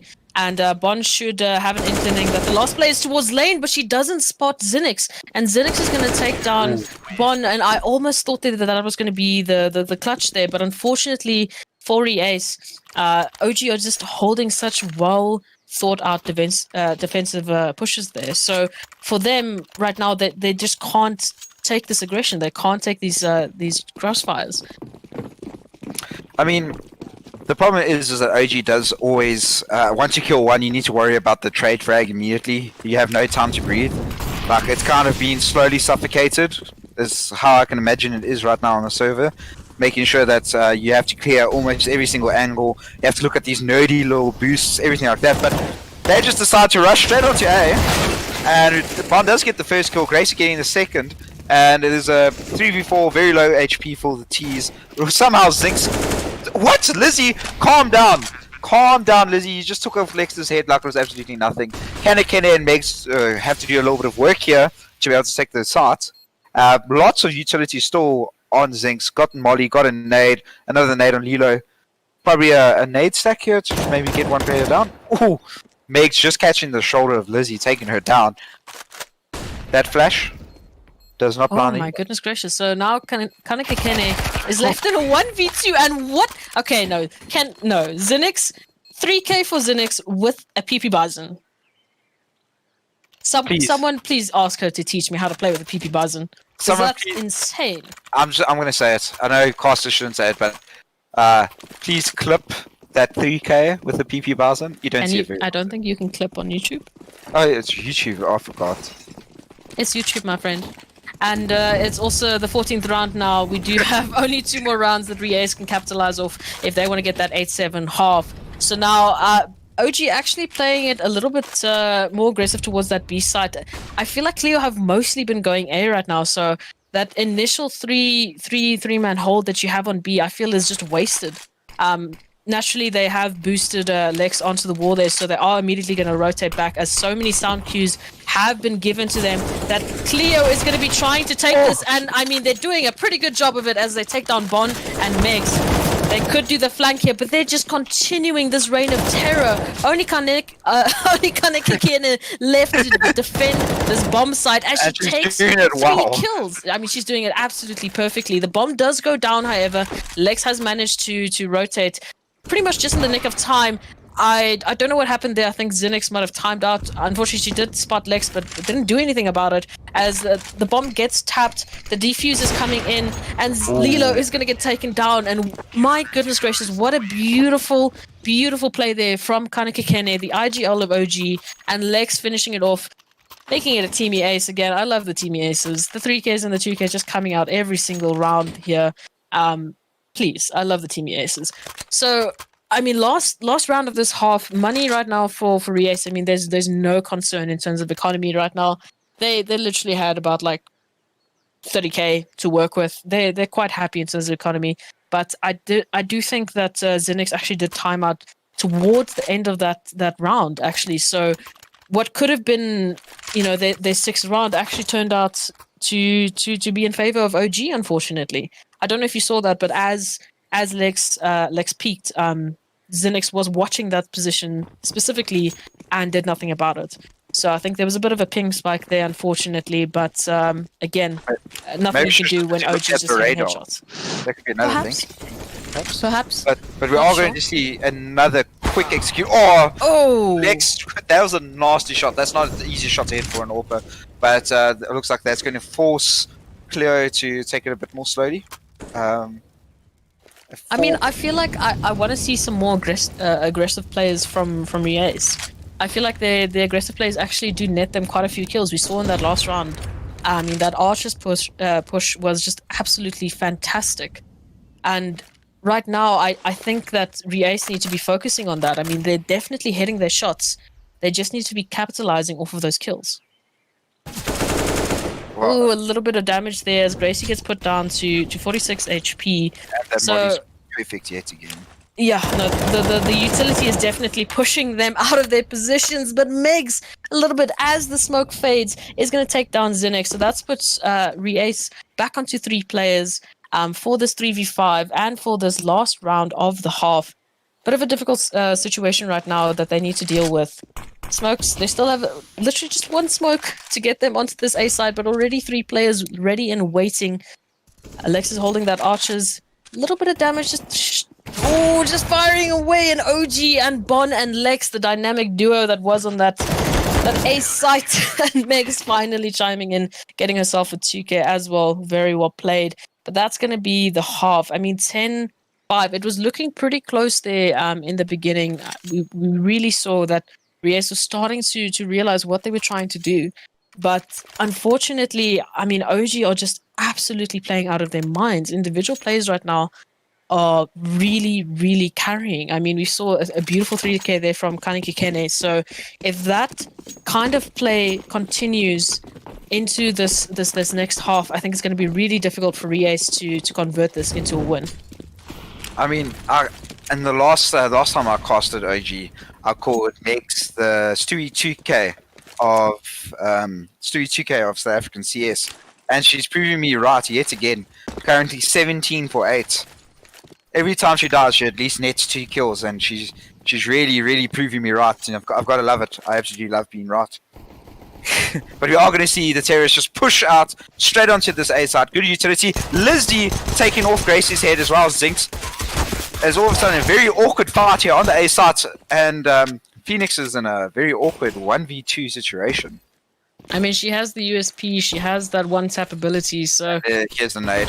Soften there up. I feel like the nade just gave her so much aim punch there, so that her crosshair just shot up to the ceiling there. So unfortunately, I mean, really well played there from OG. Some good teamwork coming out there. And that's going to be, again, I don't know if REacce is actually going to take the risk here and actually force buy to get a couple of rounds. I mean, they're so far behind right now. I think, the safest bet would be to hold that economy and just get some proper guns, get some proper utility to hold off OG, as we do see every single terrorist taking this B control. It does look like there's going to be an execute coming out. The smokes are going out. The mollies, the flashes. I mean, REacce is just perfectly blind right now. You're just praying right now. As you're going to see Lex taking out Phoenix's head. We're going to see the spam coming from Church, but nothing is happening. The boost coming up. This could be quite massive from the CT side. But busy holding rotations. Very, very good fundamental CSGO here. Making sure you aren't giving away any free kills to make the retake a bit easier. Megs does hear a whole bunch of people push down the molly, forces REacce to group up towards CT. Not in the ideal situation at all. Just got a bunch of P250s at Deagle. Ooh, but Gracie taking off Leo's head before the smoke even clears. And just like that, the round's over. It's 12-5 to OG. I mean, you can't really, I can't really call it an eco frag, but it basically is what it is. All that REacce Cleo had to their name were a couple of USPs. They really didn't have the utility. And I mean, speaking of utility, we do see 5 nades on Cleo's side. So it looks like we're going to be having a bit of a nade stack towards mid. Unfortunately, no one's going to be there to receive it. I mean, the one player that was going to go mid is going to have 5 USPs on her back, is going to get taken down.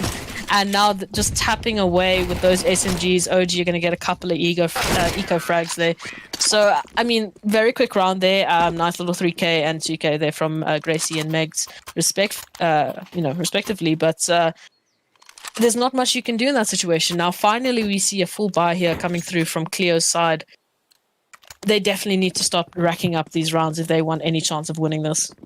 I mean, OG just seems to have the executes on lock. There's not a single Cleo lady that's playing anti-flash right now. They're just getting blind at the beginning. At the beginning of every execute, not at the beginning of every round. You really need to be playing anti-flash positions against a team that is so fundamentally good at the utility. And as I say, that makes some dry peaks, which doesn't happen very often, taking off Elo's head. Spam coming from spam coming through Lex, but nothing happening. No utility damage. Kene does have complete top banana control, and they can now decide to either regroup up here at the top banana where there's only one player, or execute onto A and just take the fights. But they are going to decide to go up to the top of banana, regroup, and execute onto site. We saw they execute the last round. It's absolutely insane. The Zinx coming. Did you see the AWPer from Cleo actually rotating over? So it's not all up to Phoenix right now to hold off this B take, but like you said, this execute right now from OG is so well put together. A little bit of a team flash there, unfortunately. I mean, those flashes are pretty potent. Ooh, some damage there through what seems like the smoke there from Kayla Becky. You did say she was pretty strong with that AWP on this specific position, and Kaneki Kene actually going to get put down to 10 HP right now. So a 4v5, well, a 4v4.1. So a little bit of an easier take in terms of HP, but still for the side of Cleo, they are completely smoked off, and there's still more smokes to come as their positions are just getting blocked off right now. A little bit of utility damage there. Gracie getting a nice headshot there onto Lizzie and converting that into a second kill onto Zinix. Just taking away these... Oh, the HP. Kennebecky nearly getting caught out there. Did manage to get a kill onto Gracie. Ooh, Kaneki Kene might not actually survive this. Rest in peace. Oh, and Phoenix also went down. Phoenix. Oh no. Oh no. You hate to see it.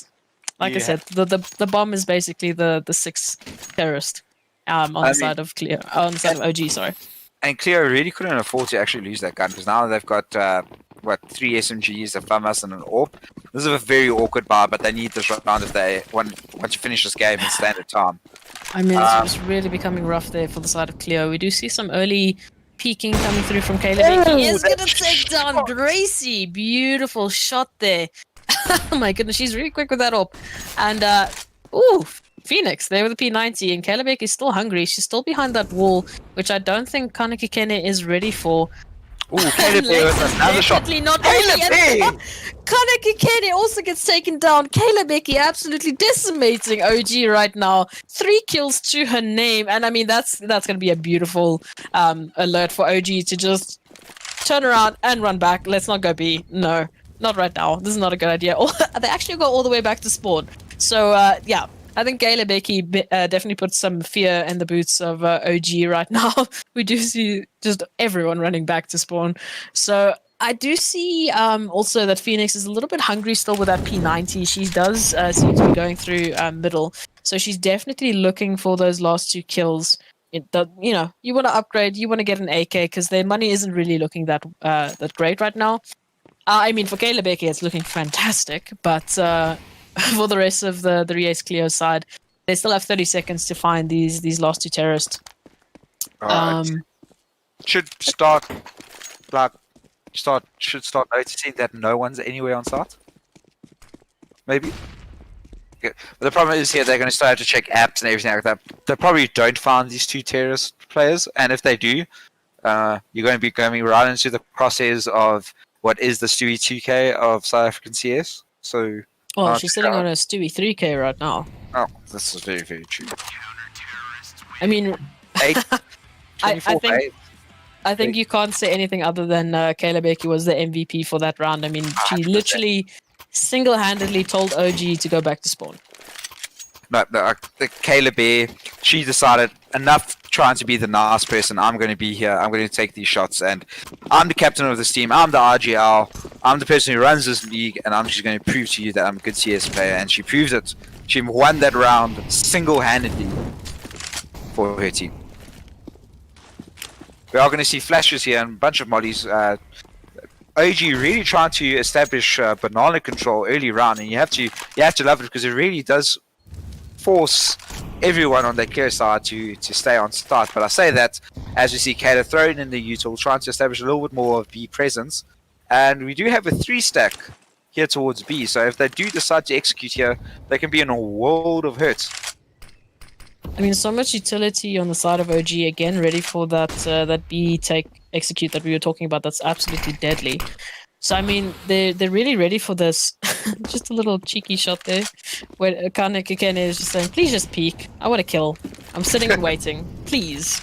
So we do see, we do see them getting ready for that execute, getting into positions for that utility. Actually, 2 players, Bon pushed all the way through to Archers, with Megs following right behind, is going to get the trade there onto Lizzie. So that might just distract Cleo long enough for OG to get a pretty easy B-side take, as one of the players has rotated off. Ooh, Kalebeki does go down, Gracie, as does that? Lilo. I mean, easy 2k there for Gracie, just casually taking down the 3k from the last round and getting a little bit of a headshot through smoke there. So my goodness gracious. Okay, so quickly has this round turned around there for the side of OG. HP not looking great. Turned into chaos as Gracie and Megs both one-shottable by the AKs that are apparently on the CT side. But we are going to see Phoenix busy taking. Okay, never mind. I'm being a bit of an auto disconnect issue. We're back. We're going to see Kanekene taking down Phoenix. Leaving Zinx in a 1v4. And she is taken down by Kanekene, and that's going to be the 15th round and match point for OG. Cleo probably can, they can get a full bar here. Utility on everyone, everything that they might need, and they really, really and truly have to win this round, or else GG. That's it. Game over. I mean, yeah, definitely Cleo need to pull out all the stops right now, and Caleb Becky needs to get a 3k, get a 4k, get an ace if you need to just send OG back to spawn into the next round. Otherwise, it's going to be game over. And I mean, OG, like I said, they're going to be happy with any kind of win right now, but they don't need it. Ooh. Cleo definitely needs it, and Lizzie needs it as she takes down Lex there with a nice AWP shot. So, I mean, double AWP setup now for the CT side, and I think it actually might work in their favor. Some very passive holds here. Zinix just in that pit position. The flashes are going to be coming out. She is going to get pushed out because of that Molly, and Gracie is going to take advantage of those beautiful flashes there by Megs. Kaneki Kene also chiming in, taking out Lilo, and now 4v3 for match point. We do see that the players are just waiting for their teammates to get a little bit closer to this A side for the retake. Bomb is going to go down, and this retake needs to happen. This retake needs to happen swiftly and quickly. We do see a few little shots going through. Lizzie is tagged down to 42 HP. Phoenix is going to get taken down there by Kaneki Kene, the IGL. And the Grace is going to follow in her footsteps as she takes down Kayla Becky, and Kaneki Kene finishing it off with a kill onto Lizzie. 16-6 is the scoreline. My goodness gracious.